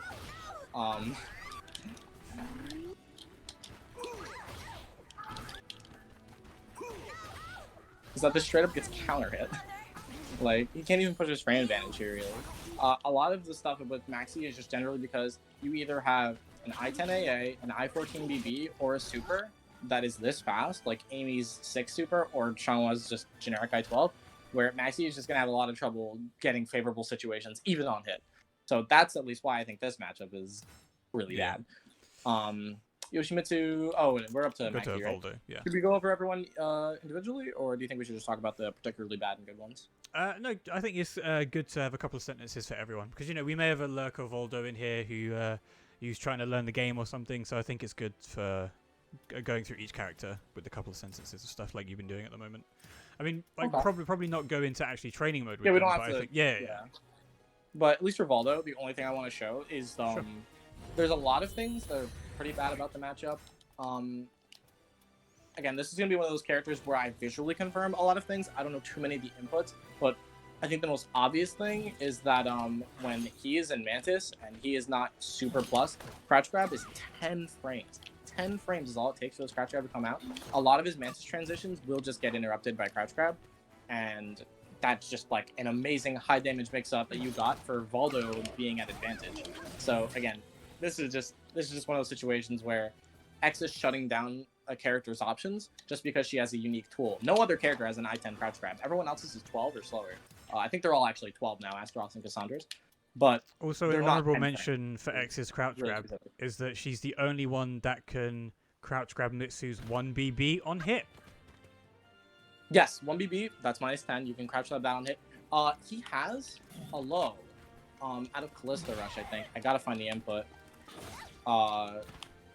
Anton would help me here, but I don't know where he is. But he has a low that's also minus 10 on hit, Valdo. He likes to use it to finish. It's also the low that rings out, you know what I'm talking about? Oh, the slidey one. Yes, that one, again, minus 10 on hit. She gets hit by that. If she didn't get rung out, that's a crouch grab. A lot of stuff for Valdo, really just not favorable. But yeah, that's going to basically cover. It's just the crouch grab and the super are just going to tie together a neutral where Valdo has to be super patient, and his movement is not all that good. So Valdo will actually have a lot of trouble getting out of her frame traps. But the most important thing is when his movement does become good, is when he's in back turn, where his step movement, like his smash movement, is bad. Like this is really slow. You're not making any distance. But his walking movement is really good. Like this is really fast for backward movement. But the only thing is that it has like a startup. There's I can't think of the word. It starts with an A, like an acceleration to it, right? Like you can't do it immediately. He needs like frames to start, revving up his engine and getting fast. And it takes too long to get out of her frame traps. She just will launch him or, contain him in a way that backstep should be beating, but his isn't fast enough to do. So that's gonna at least, again, that's gonna be that one and Maxi are gonna be the two 6-4s that you're gonna hear the most about. That again I would call a 6-4 just as like that's just like a comparison of a ratio out of 10, where like X is like 60% favored and Valdo is like 40% favored. Where it's just, again, X has amazing options and makes their options much worse in a lot of different situations where other characters would have to deal with more. Sophie, another unfavored one, probably it's like almost even, but X again has the I-10, has really good punish for TAS AA, between crouch grab and super. 6-6A is -12, that's a super. Sophie just has trouble disrespecting her for a lot of damage, and I think that's one of the better ways to deal with X. If you can't space her out, you have to scrap with her. You have to figure out how to get big damage against her. Sophie doesn't have it at that speed. So you're going to be scrapping for like the same amount of damage, but as soon as you're both in guts, one of us has a super that's going to land, and one of us has an I-16 super, which you really have to make a bet to land it. So X is going to be favored here too. Sophie definitely, I have a lot of experience fighting her. I fought Ramon and Zefukai. Zefukai also plays X as well as Sophie, and they both told me, again, this is one of those matchups where you have to play super slow as a character that, albeit defensive, wants to pressure you sometimes, but it doesn't really feel all that great. Siegfried, this used to be her worst matchup, inarguably. This used to be worse than Mina. Wow, this used to be just like really difficult for X to come in, and a big reason was, there were two reasons. Not so much base hold. Base hold beats, it was annoying, and she had a lot of little 3 horizontals, and that was really good against Amy and a couple of other characters. But really, what it was is this move, 3A4. This move used to have way more pushback, and it was just so hard to like do anything. You would block it, and you'd be like here, right? And what? I have 6B, 6BA, and 6BB. And that's it. If I want to contest it all, he's like -8 here or something, at least 8. Where I should be getting a turn, but honestly, my best option is really just to run in again, which kind of gives him the initiative. So sometimes you'll see Siegfried players do something like this, which is -8 into I-20, which in your head, if you think about it just numbers-wise, is literally crazy. Like, that is, why would you do that? But the spacing used to allow you to make plays like that, where you could get initiative enough to where you can counter your opponent for being really hesitant about their approach. So, if I were to like run up in 2-2B and try to contain him, I don't even have a chance to get the animation to come out. He could definitely have done that a lot more back in Season 1 and earlier Season 2, but now that this move has very reduced pushback, I'm even able to like contain him where I can keep him from moving after, with a monicum of moves, or I can actually go for mix-ups. Which, again, wasn't possible before and is now possible, and that was a really big reason he kept us out. None of his other moves have really amazing pushback. This is one of the moves that kind of does, but this is a set play situation where he's unsafe after A slide B. So you actually have interactions. The pushback isn't enough to stop Xianghua from being able to play, and that was the biggest thing. So this matchup now, I think it's even. I think it's 5-5. Okay. I've talked to Lee, Linkors, I've talked to a lot of Siegfried players about it. They agree. It's either even or like barely in Siegfried's favor at this point. Ivy, another bad matchup. I play this character. I can talk about this very confidently. It was a lot worse when Ivy had the unnerfed Christmas tree. God, yeah. When Christmas tree had a range 2 pushback, 8 more damage, a bunch of stuff got nerfed about it. Well deserved. This move was insane. I actually hated having to use it so much. Because it felt like there wasn't a lot of room to be creative. This move was one of the best moves in the game. It auto-GIs everything at 14 frames as long as it's not a break attack or unblockable. And it was minus 16 on block, but I used to be here, so imagine my punish, right? I can't do it. But now that it has no pushback on block, again, that's the trend. There's no pushback on block. X is loving this. So she has a punish. This is minus 16. I can punish with like any move I want, really. That's as long as it's 16 frames. And that's really big because that was Ivy's way of saying, oh, you want to contest range 0? Well, if I'm in crouch, you actually have to respect me sometimes. So her set play would be doing like single 1As into Christmas Tree or like 1AA into like nothing and backstep and like a bunch of stuff where you just like, again, if you look at 1AA, this pushes back a lot. Like, it still does, but Christmas Tree doesn't, and that's the big deal. So you would have to just be constantly away, getting pushed away a lot, and have to wait for her to, like, I don't know, whiff one of these, and then maybe you can, like, use that to, like, run in at her own safety. But this match used to be very bad. Again, Christmas Tree got nerfed. I think it's probably, like, 5.5, still in Ivy's favor. She has a lot of stuff where she can set you up for large amounts of damage, for just trying to contain her, which is what Ivy's really good at. She just does a lot of damage. And she isn't particularly as unsafe as other characters as long as she isn't whiffing. So her ability to antagonize you on block is very similar to yours, where she can disrespect you for trying to take your turn, and you can take a lot of damage. Yeah. So again, this is going to be one of those matchups where it's not terrible, it's doable for sure, but it's definitely, you know, a little bit in Ivy's favor. She does a lot of damage, and X doesn't do too much damage. And the range, again, that pushback, it got nerfed on a couple moves, but she has range, and that's never going to be a thing that she doesn't have. Unfortunately. Killick, I think it's weird. I've always thought this was favored. I'm thinking it's more maybe closer to even now. This character definitely, he's seen some like adjustments to where he's gotten a lot more consistent, but I still think he's one of the weaker characters on the roster. You know, Monument is still regiable, albeit hard. You know, it's not technically real. There's a mix-up now, but you don't get any guaranteed damage. There's a lot of things with Killick that where X wants to push her frame advantage, where she would, you know, a lot of characters would actually have a really good option to make sure she can't always take her frame advantage. Killick doesn't really have that. You know, Wall Rising B, actually, after the X buff, I mean, the super buff, and we could call it an X buff because that's, like, the main thing about it, where before there was no way to punish Wall Rising B, which could be, like, a tool he could use to, like, just make sure that she can't push her frame advantage with highs. Now, if you're actually some amount away, it doesn't even matter. You have to be, like, really far, like, here, where super won't reach, but you can punish those. And that's just a thing with a lot of his stuff. Now you can really just use movement to your advantage, and Killick makes a mistake, you have a way better super. Killick's super is 20 frames, yours is 12. You just have the better meter usage. His soul charge is very good, but, you know, a soul charge where your health total is constantly going down towards the point where X really, really wants you to be. You know, now you're in this range, and you're gonna play this game against this character who all she has to do is land a 12 frame. This can be very, very rough. It can be hard to use your soul charge against Xianghua if it's constantly, you know, chipping your health away.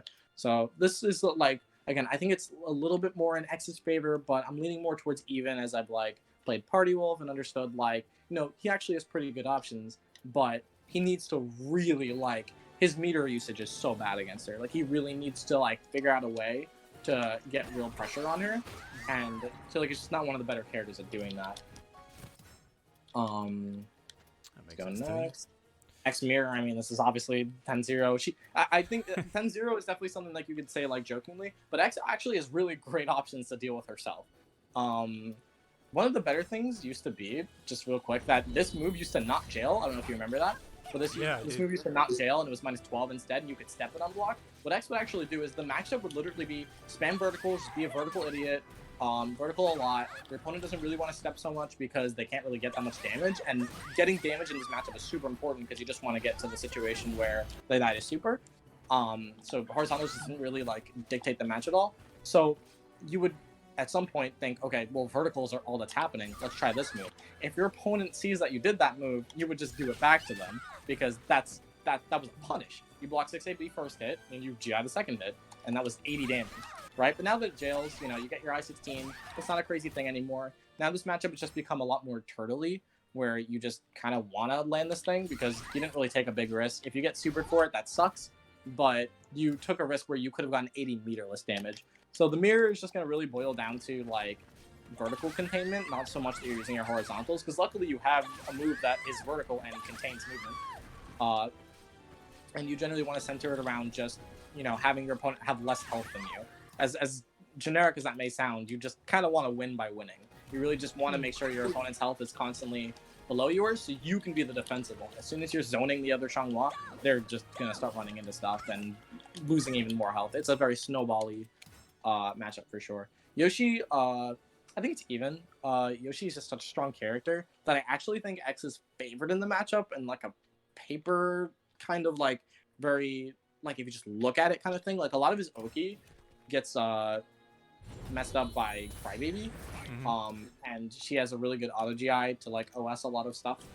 I wouldn't call it like a direct OS, especially after they nerfed 6A plus B, but it used to be like if you block 3D, obviously you can auto GI this, and if you had to deal with the stance, you would just hit him out of it, right? You wouldn't like really care too much about what he was doing after, because you would just, again, hit him out of the air and you'd be fine. But if he guards out of it, now he gets like, you know, a nice 16 punish, which can be a lot of damage.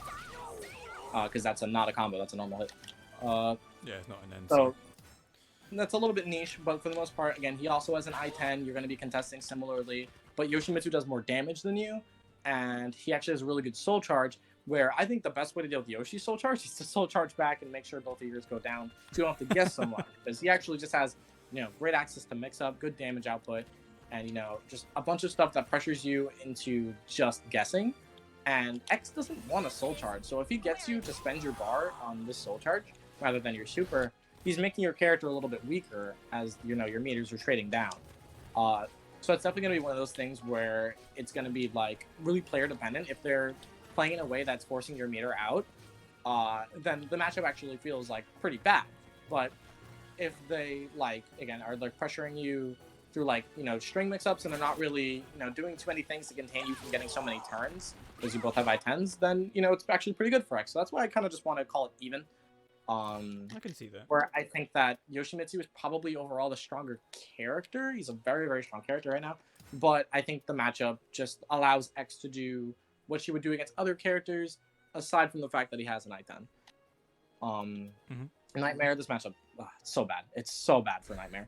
I think Nightmare is really, really strong right now. I think he's definitely top 5. I don't think that's like a crazy thing to say. I think a lot of people are thinking that lately. They buffed a lot of things about this character, but he's still the same unsafe, you know, like everything he does is at least -12, or in some way Super Bowl kind of character where X is just gonna kill him. He's just gonna die. I think it's really hard for the Nightmare player not to take risks. And if you can, you know, if you can actually create reward out of those risks, like you're dealing with things correctly. The only thing I want to show quickly is like X actually has like a really good way to deal with first of all, one of the biggest things is actually his reversal edge options. If you didn't know that his A and K are both -12 respectively, or at least -12 or more, if she just blocks, she can super both options, which is, again, really, really big. He just can lose rounds off of not double clicking B, which again, she can sidestep and then super in a reversal edge. And again, there's just no way for Nightmare to make sure he can't get supered. And that's always going to be like the biggest thing. All of his Grimstride transitions pretty much lose to this, which is a lot of damage. He has one option, which again, this will beat 3A, but it's another situation where you just get supered if I waited, because that's -14. Just again, this character is always guessing on his own offense. It just feels like he can't really just be safe. He's just always taking risks, and a character like Xianghua who never takes risks, it just feels like the longer the game goes, the more health you have, and he doesn't, unless he guesses right. So again, I think this is one of those favorable matchups. I would call it almost 6-4 for Xianghua. Only thing is, again, this character has more range than you, a little bit of pushback. There's going to be those situations where you'll have to run it at him, but again, I'm really just not convinced that that Nightmare doesn't have a really, really tough time playing safe. And that's a really big thing that you're going to have to like keep in mind when you're playing against Xianghua, because you get super, you're going to lose. That's the best super. It really is. Astaroth, similar to Nightmare, weirdly enough, is actually that they actually have a lot in common. Where Astaroth and Nightmare are both like, you know, big damage, and especially in this matchup, big risk reward characters where they gotta play in a way that will deal a lot of damage, but they can take a lot too doing it. But the thing with Nightmare that's different from Astaroth is definitely like, first of all, his armor is way worse against Axe. I mean, she has really good lows, which work against both armors, but her 3B breaks Nightmare's armor, which it doesn't do to Astaroth. So for Astaroth to contain her is a lot easier because he can get a turn, then disrespect, and then disrespect more with his armor grab. If he's in soul charge, he has 6k. Bunch of stuff that where his armor is real against her, and if she doesn't choose a fast low, she will just deal with the move on block. And all of the armor moves are safe. Besides the grabs, if you either, you know, duck the grab or you have it whiff because he did the crouch version, you can't super him for doing 6k. 6k is safe. So Astaroth will get a lot more pressure. He's basically like what Nightmare wants to be in the matchup, where he gets to take the same risks, has similar to even better reward, and then doesn't actually get supered for it. He gets the same reward and doesn't have the same risk, is rather what I should be saying. So this definitely feels favored for Astaroth in comparison. Cervantes, I think, is slightly favored. Again, very similar. One move is all I need to show you. That just has like fantastic pushback and is a really good move to contain any character in the game with. Hey, This is one of those moves. This is my least favorite interaction. Enders is one of my main training partners. I played him the most in this game probably. To where whenever I block A6 at tip, he'll do this to me, where he'll do A6 mash into 2A, and this will be the range where I really want a 3A, and I believe even on block, he counter hits me. So my 3A is too slow to really contain him here. I have to 6B, which is not a mix-up. If I'm doing a mid every time, then what is he going to do? He's just going to move. Like, he can just stop. He doesn't care. So I need to take my -8, and I need to either back off or I need to move in. I need to consider movement rather than doing attack.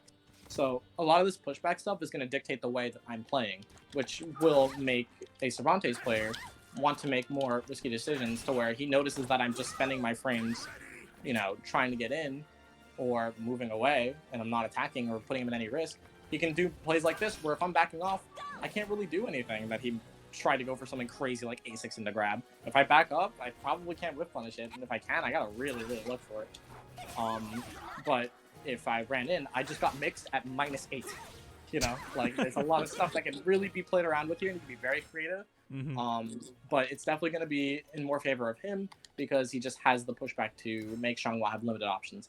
Raphael, I think we're favored. Raphael's really, really good this patch and last patch, but he's one of those characters that puts on a lot of pressure. But he is very vertical oriented, similarly to Xianghua. Xianghua has a fantastic vertical auto GI in 6A plus B, so he's definitely going to like struggle to really make sure that she isn't disrespecting. Raphael is also pretty easy to super. You can react to Shadow Evade in super. You can see Quick Braid in super. A lot of stuff where he'll either be negative enough on block or reactively in a stance where he needs to do an attack after or guard after to where he recovers in a way that gets a super.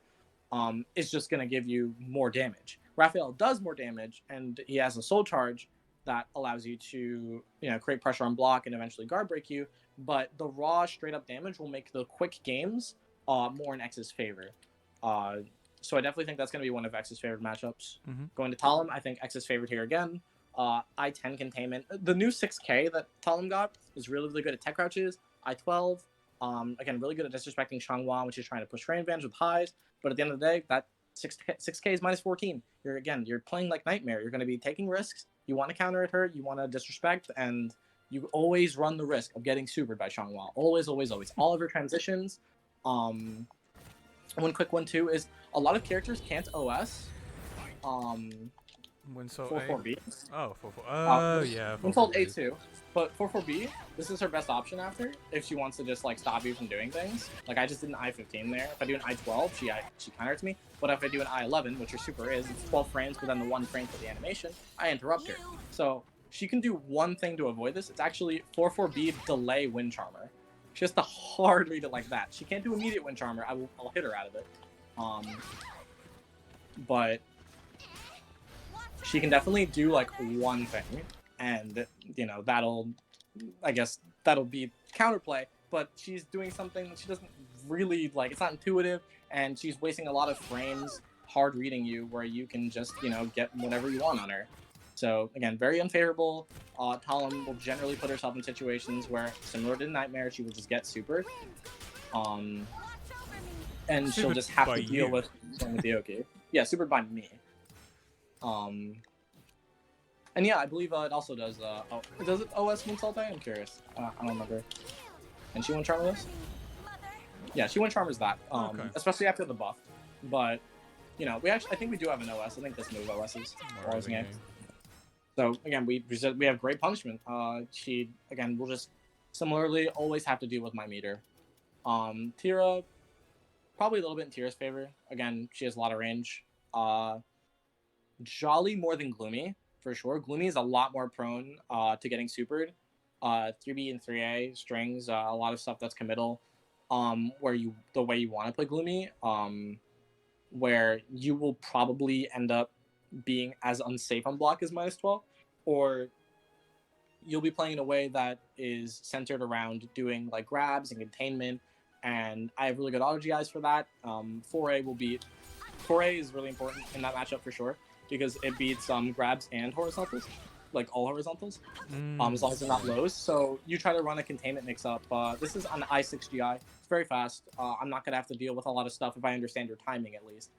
So that's going to be one of those things where if I can make you play, then it feels a lot more even. But Tira boasts one of the best backsteps in the game. If you decide that you actually understand the matchup enough to where you think you can get mileage out of moving away, then you can take a more 8-way funds like esque approach to it, to where you can just take movement and get mileage out of that. Because X, again, doesn't have the range. Tira can very much create the spacing between them and get a lot of mileage out of that. So I think that's going to be a little bit more in Tira's favor, as long as you really, really understand, like, in depth when you should be moving and when it should be specifically backstep, because that's where you're going to get a lot of your stuff out of. Zosimo I actually think is favored.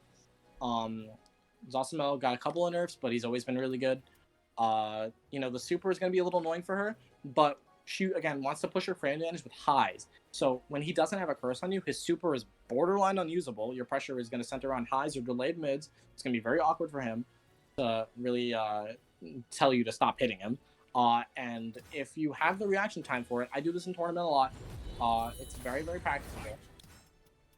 Whenever he's at the ring edge, the character is very inclined to eventually do this. And if he tries to ring you out, you can react and do that. You send him out of the edge too.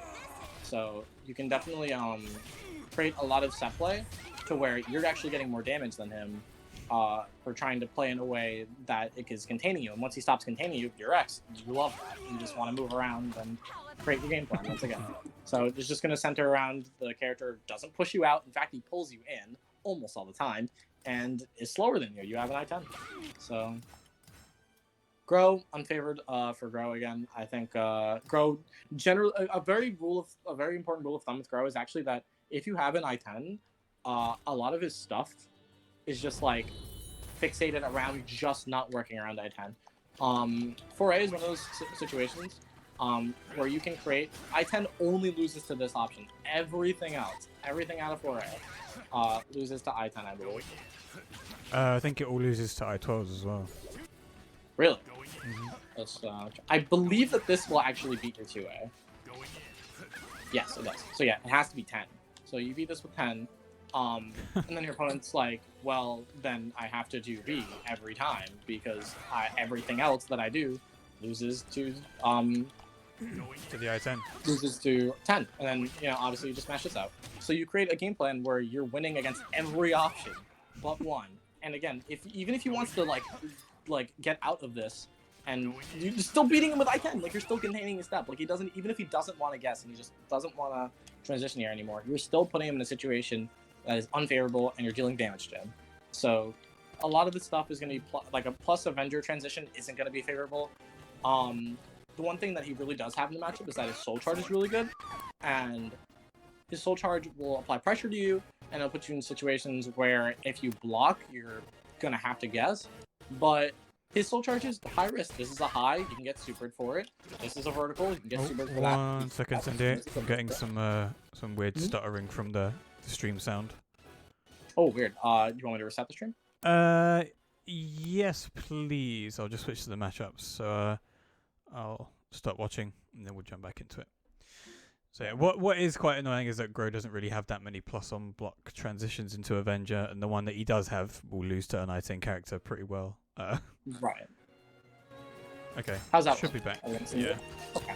Yeah, Discord's been doing that sometimes. That's why, again, I want to keep the resolution low so it happens less. Yeah, that's gonna be the general theme. Gro just struggles around I-10 characters. He also doesn't tech crouch a lot, which again is gonna lose to I-10s because they're highs. He generally wants to create a game plan where he is like pressuring you and poking you, doing a lot of guard damage. But a lot of these spots is just going to be I-10able, and you can just disrespect him, contain him, and eventually mix him up. And that's going to lead you to victory. As well, I want to call it favorable. Real quickly, the only thing that I really want to show off here, I forgot who I learned this from, so sorry, but this is one of those things where X has the best answer. Wait, he's tech crouched in that? Yeah, he's tech crouch, so you just do crouch grab here and you evade everything, or you crouch grab him. Oh so, my god. Nice option. And I believe if he does this, hold on. You're right, yeah. If I crouch grab, I think I can super interrupt. Yep.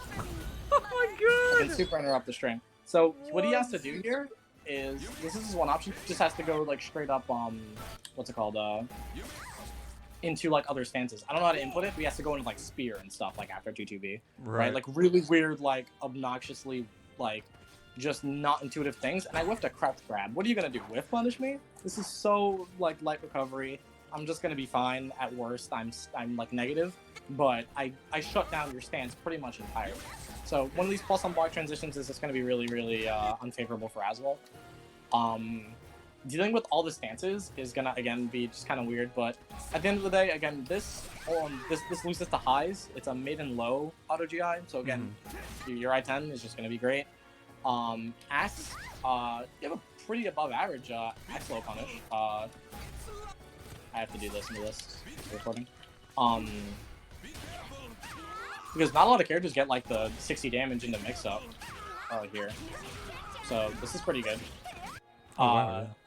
And then Sword, again, is just going to be one of those things where he generally wants to create a game plan where you can't move and he's containing you with really fast moves. This is as fast as your fastest move, so it's just going to be about the gameplay. It's just going to be about whether you have the player's timing or not, because he doesn't have an advantage over you. When Azul's fighting I-12 characters like that, he definitely is going to feel like a lot more oppressive and like hard to deal with. And he's like pestering you.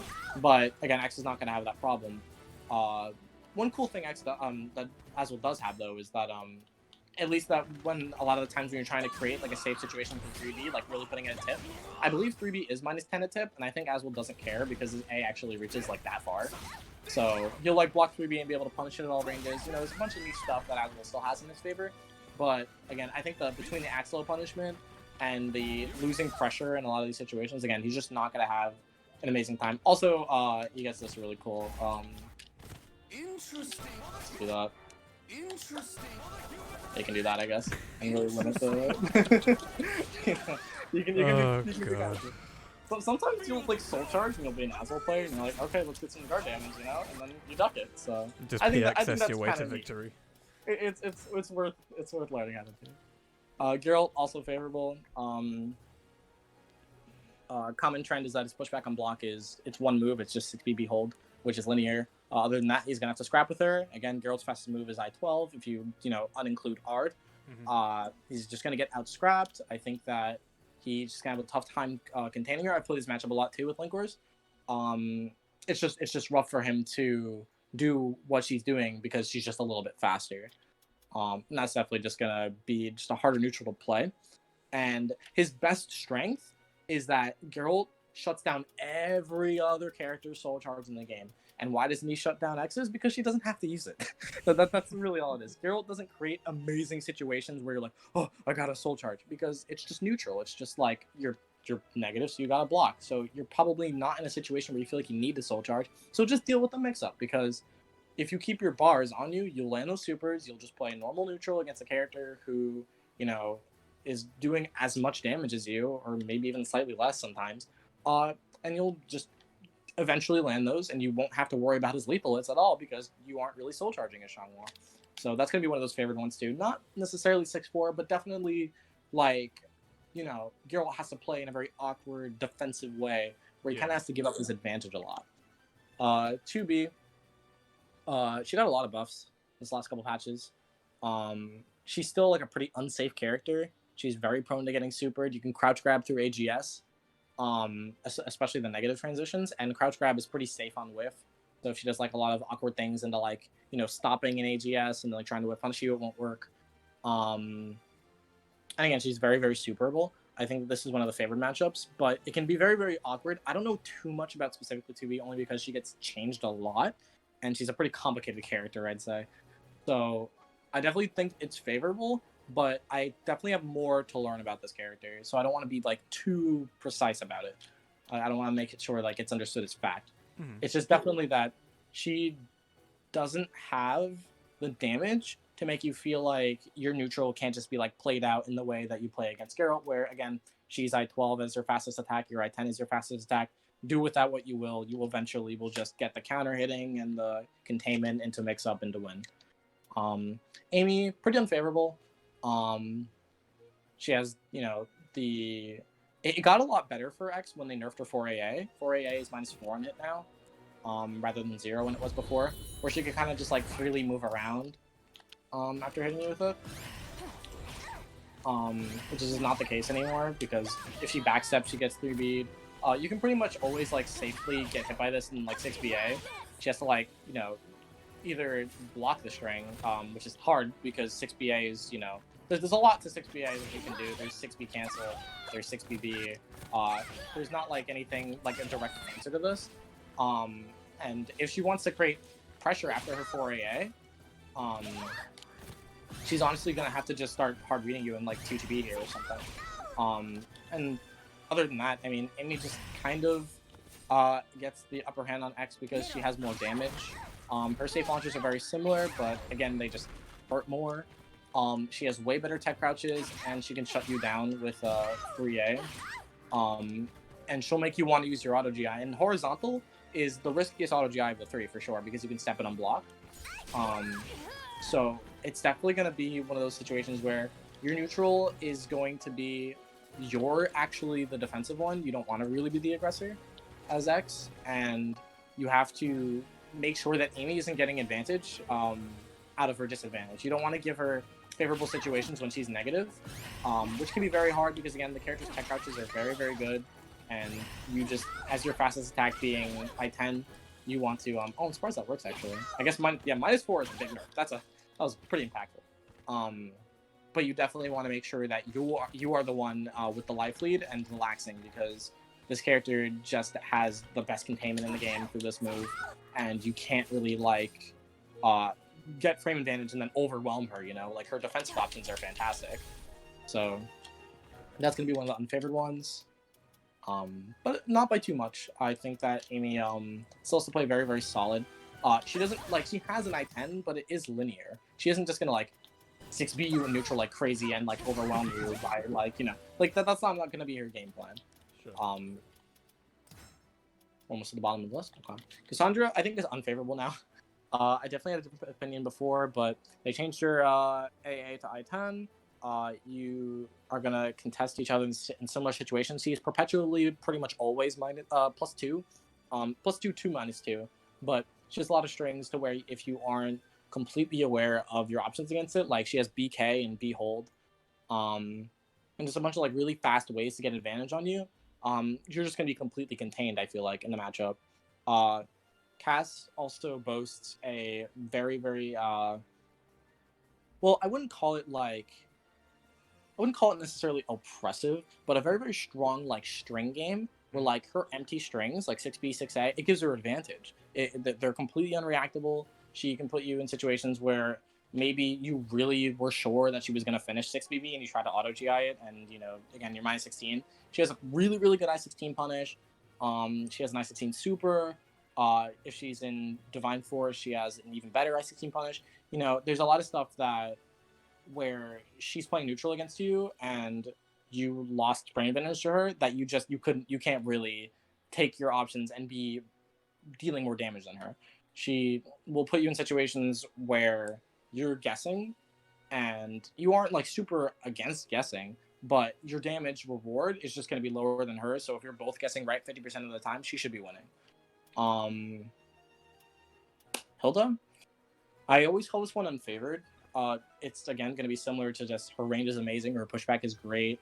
Hilda is probably, in my opinion, the second best character at containment. Very well known for being able to use this move. This move also tech crouches, which is one of X's like nightmares, where she really just wants to use her AA and her, her highs to be as fast as she can, and that's going to be one of the more rough moves to deal with because when you're not containing your opponent, you want to move around your opponent and create mental frames, which this move will be both of those things. Like her containment is just really, really fast and it tech crouches, and it's just going to deal a lot of damage to you as well, especially if she is bar. Luckily, what makes the matchup not too bad is usually the combination of having like a really good soul charge. That's why I think Astaroth and Mina are a lot worse for X than Hilda, because I think that's their three worst matchups. I guess Astaroth, Mina, and Hilda. Hilda has a very modest soul charge. It doesn't overwhelm you. It doesn't put you in constant guessing. It's just pressure and guard damage and stuff that's like very standard in Soulcalibur. So you won't like die to her meter, But she actually is like really good neutral, and you're just gonna have to be really careful the way you deal with her on disadvantage, because again, her ability to stop you from doing things, especially moving, is just some of the best in the game. So that's gonna be again generally a little bit unfavored. Last couple of characters, Hamaru. I think X beats Hamaru. I think that he is always in an unfavorable situation in terms of damage. Hamaru's damage on average is like either equal to Xianghua's or worse, and then again he has a worse super, so again that just kind of evens out to be not as amazing. But Hamaru does have one really, really strong thing in the matchup that you can create a game plan around it, but if you don't have the damage to back it up, it doesn't matter enough. But that's going to be what I tried to show now, but I wasn't in recording, was that his backward movement is the best in the game. He, again, can make her whiff a lot and put her in situations where she doesn't really want to take her frame advantage because she's scared that you will backstep and whip punish her.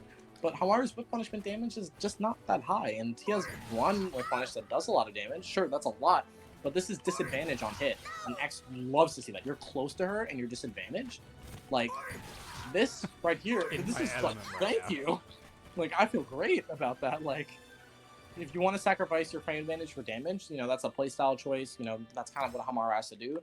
But for a character like X, that's like one of the more relieving things to get whiff punished by. I didn't get knocked down. I didn't get vortexed. I have a situation where I can contain Hamaru for getting hit.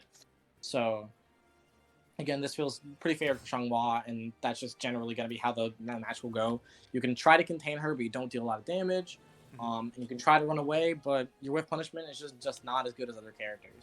So that's good. I think X's favor. This character type crouches a lot. You have a really good crouch grab. I'm the only character in the game that can punish her non-blue. I call it Umbrella Stance, so Mary Poppins. I don't remember the actual name of the stance, but I'm the only character in the game that can punish. I don't even know how to do it. You hold it. There you go. I'm the only character that can punish that besides Geralt using Ard. And again, you just tech crouch a lot, and your lows all recover and crouch except for 1k, and I guess 1a if you want to count it. Where I get a lot of damage. I also feel like Setsuka and Xianghua will generally match up in a way that when we're playing at this range, I am free to move at all times. Like, Setsuka's containment is like pretty much whittled down to like 6A, 6A, and your 2A is a lot of range. Your 2 actually has a ton of range. But these don't do a lot of damage, so I'm just kind of shrugging at that point. I think that I'm just free to move in this matchup, and when X can move, I think that's when she's just at her best. I think that this gives her the best ability to create mental frames and mix up the death, and again, that leads to victory. Okay. And then lastly, Kong. I can't talk about this in depth. He's still really new to me. What I've learned so far in my time against Huang is that the players that I fight, which has been so far Geo, Boom, and Lolo, I've consistently done poorly against their Huangs with X. Okay. On average. And when I play Ivy, it feels a lot better, and I think the range has a lot to, the range just impacts the matchup a lot. I don't understand the character well enough to really, give an in-depth description as to why it's bad, but this feels like it's at least slightly out of my favor. Huang just kind of has a lot of pushback, and can put you in awkward situations where, once again, you just feel like you can't really stop him from doing things. Also, I wish I could punish this move at every range. And that's pretty much it. I think everybody wished they could punish 1As from Mitsu and Huang at every range. Yeah. And yeah, that's kind of it with this matchup for sure. I think that I just need this one and 2B, the DLC characters, but mostly just her and Huang. I just have a couple more things to learn about them before I can securely say. But I definitely think Huang is going to be a little bit tougher for X as I learn more about him. Sweet. I think that's every character. That is indeed every character. Well, thank you for that very comprehensive list of matchup challenges that Xianghua has. So before we move on to... Oh, no, actually, no. We're going to move on to the buff, nerfs, changes, and adjustments. And then, this is the final time I'm going to ask. If you have any questions for Incendiate, please ask them now. Otherwise, once we're done with this section, we'll be done with the tutorial and we'll end the stream. And it'll just be a VOD and you won't be able to ask any more questions ever. Incendiate's going to close down his Twitter. He's not going to talk to you. And you'll never be able to get X Tech ever again. So, as we move into our penultimate section, adjustments, buffs, nerfs, and changes, what do you think about the character at the moment? And what would you change, buff, or nerf about her? I think I've been very consistent in saying that, especially, it's been hard not to since she's gotten so many positive adjustments in these recent patches. She used to be much weaker. This character right now, she's, I think, the best secondary to pick up in the game. She will very often, no matter what character you play, she probably covers one of your bad matchups. She is very, very simple and has a lot of creative ways to play her. So I not only like her a lot and find her a lot of fun, but I think she's very strong in a competitive and casual setting. She definitely could just use... I just want to rework on this move. I think the rest of the character generally has been either very intuitively strong to, it could see some change, but I don't think it needs a direct buff or nerf.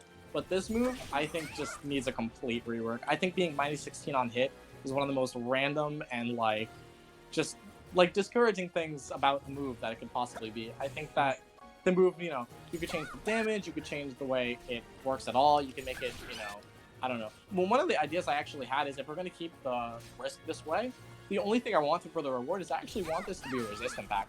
I think that'd be kind of cool. You could do Shadow Evade with it, and just a couple of other situations where it doesn't work now, but could work after. And then, being -16 on block wouldn't be so bad. You're covering so many options that, you should be taking a good risk. But right now, the risk for the reward doesn't feel too great. And again, sometimes you'll hit your opponent for, ducking and you're using a mid, but now you took a -16 punish, so it doesn't, it just doesn't add up. I think that this is just one of those moves that deserves to be changed. Okay. But that's really been it. I think that this character's in a fantastic spot. I wish a lot more characters were in the same power level as her, to where I think she's in a healthy top 10, very, very understandable strength spot, where I think the game should reside for the most part. I think a lot of other characters are above that, and obviously a lot of characters are below that, since I'm saying she's in top 10. But she definitely feels good to play, and if you've ever wanted to play her, this is definitely the patch to do it. Unless you consider maybe Season 1, where she wrung you out from literally anywhere. But this is a very good time to play her. She's, again, really, really fun. She got a bunch of new tools to play with, and she's not hard. I really don't think that she's one of the harder characters. Sweet.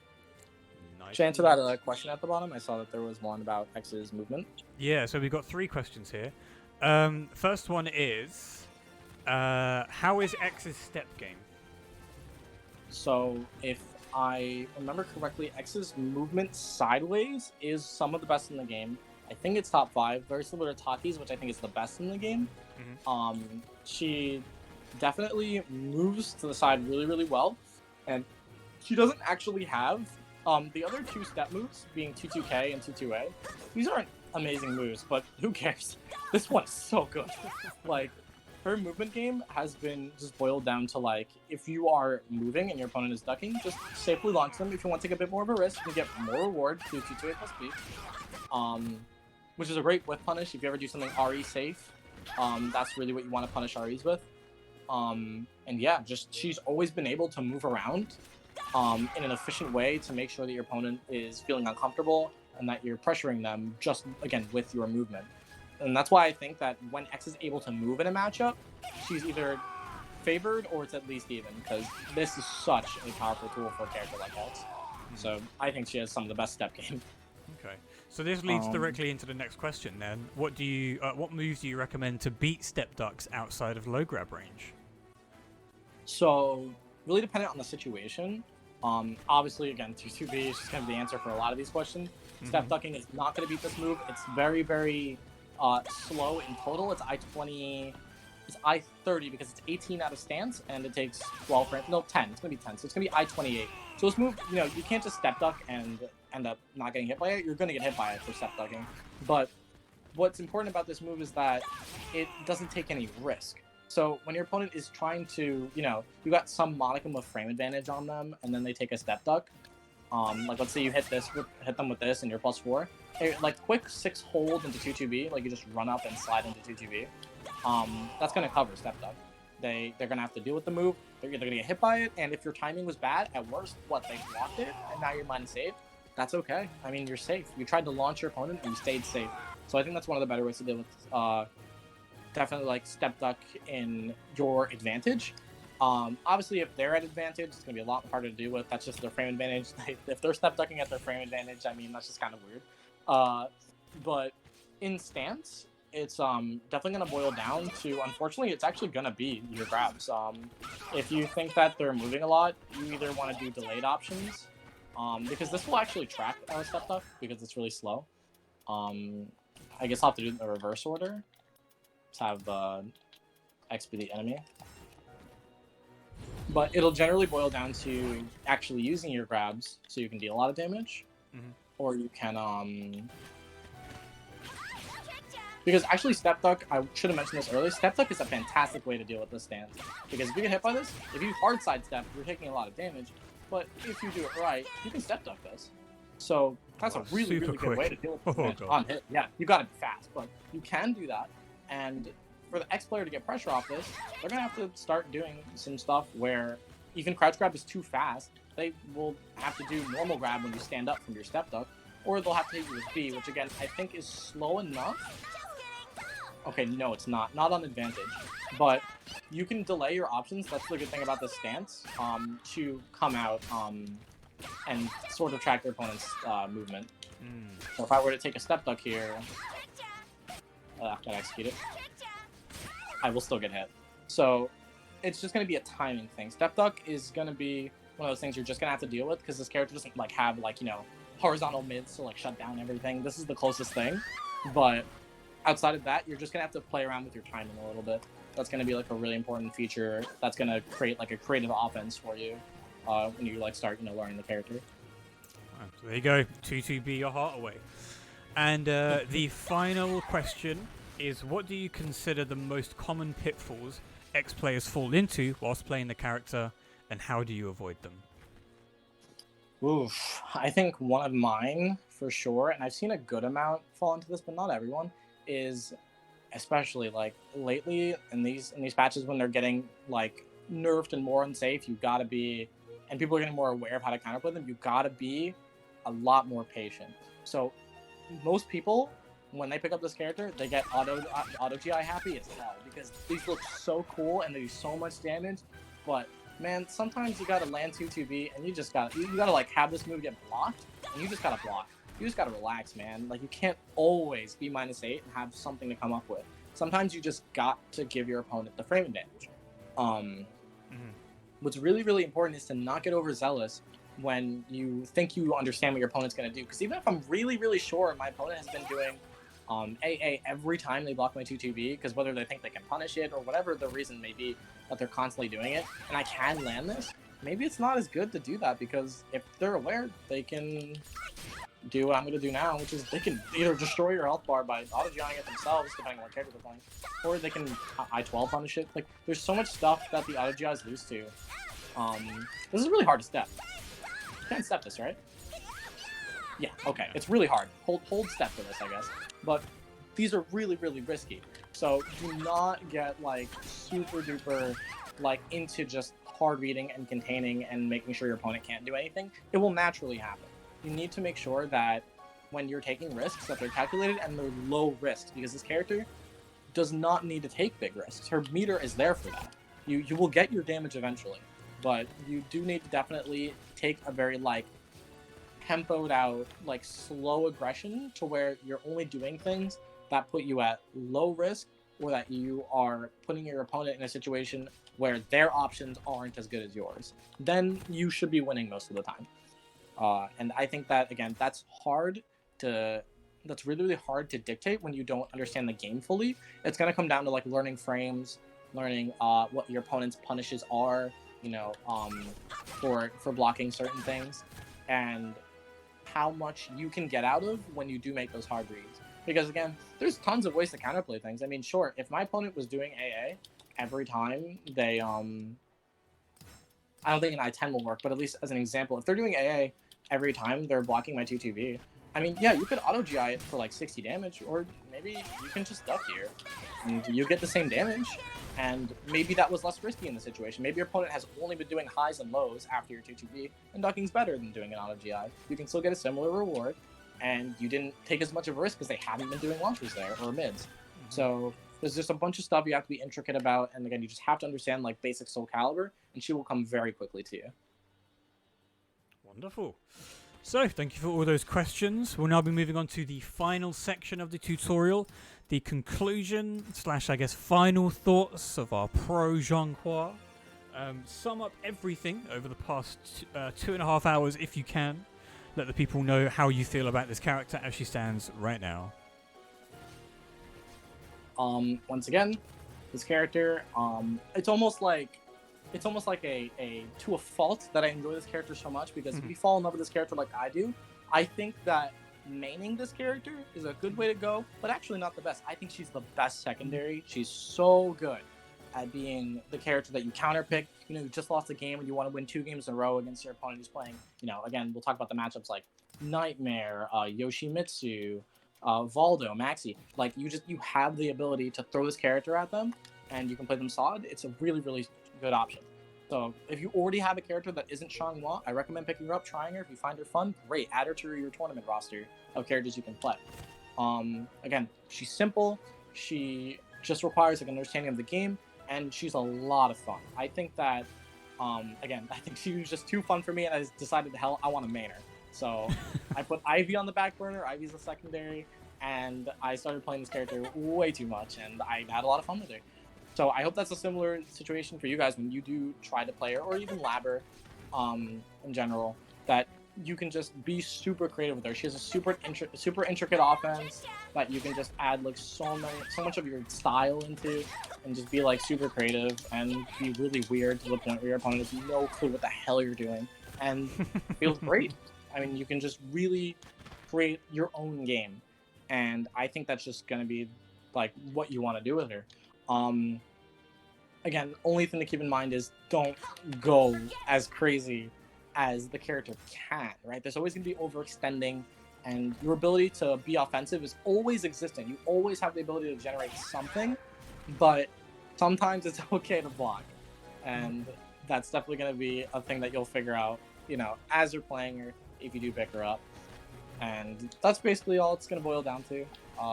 I think that she's a secondary that everybody should try, and that's my recommendation, at least, that you should take away from today. And that is a recommendation that comes with a lot of stock, so do take his Well, take this entire tutorial into account when you're thinking of picking up a character, because you know, you've almost convinced me to pick her up. I'm never going to, because I hate this character. You play Max, you hate her. There's no way you don't hate this character. Well, I mean, aside from, you know, the fact that I play Maxi, I hate her personality. How that's not part of this tutorial. Just a personal note at the end there that I decided to drop in. But yeah, thank you very much to Incendiate for joining me on episode 7 of Top Tier Tutorials. Hope you had fun. This was great. I love talking about my character. Which I think is one of the perks of doing these kind of long form tutorial things, because people get to really express how they really feel about their characters. I mean, I'll always go back to Omega XCNs, who did a 4.5 hour Taki tutorial, just because like he loves the character so much that he was able to fill 4 hours and not be boring. Yeah, Omega's played that character for a while. I remember I actually played him back in Soulcalibur 5 when he was playing Natsu. I mean, they're a similar character. Very, he just loves the kunai and dagger like playstyle, and it fits him. So I'm not surprised he talked about it for so long. Definitely. So there is Incendiate's link to Twitter. Please go and follow him. He's a wonderful person, as I'm sure you've been able to gather from this tutorial. And also, you know, he's a great competitor. You've seen him around. He's got some pretty good placements to his name, and he's only a young'un. Plus, he's been sponsored by Deus for like almost 6 months now, or something like that, right? Yeah, I think it was actually back. It was like right before Winter Brawl, so whenever that was. Oh, ages ago in FGC times. Ages ago. Yeah. But once again, thank you to Incendiate for joining me on this Top Tier tutorial. Thank you to everybody who was in the chat today. Sorry, my brain just went blank for a second. Oh, hello, Omega. How you doing, buddy? If you want to check out the other Top Tier tutorials, they are currently on my YouTube channel. Head over to that to check them out. We have 6 up there so far. If I can remember off the top of my head, we've got Tira, Yoshi, Zas, Maxi, Yoshi, somebody else, and then now this is going to be the 7th one. So yeah, one more time, thank you everybody for watching. If you enjoyed the tutorial, we will be doing these more often. But apart from that, what we're going to do is go over and raid Boom, because of course the Boominati League has started. Yes. If I spell this right, because I don't remember how his fucking channel It's name is AO spelled. Boom with 2 zeros. That's the one. AO Boom with 2 zeros. Wonderful. So yes, thank you everybody for watching. I'll catch you next time. Take care, stay safe, social distance, get vaccinated, wash your hands, wear a mask, XYZ. And thank you once more to Incendiate. Thank you so much for watching this video. If you'd like to support the channel, please click that subscribe button to get updates every time I upload, but I also stream on Twitch and have a Twitter account. If you'd like to follow both of those, the links are on your screen and down in the description. Take care, stay safe.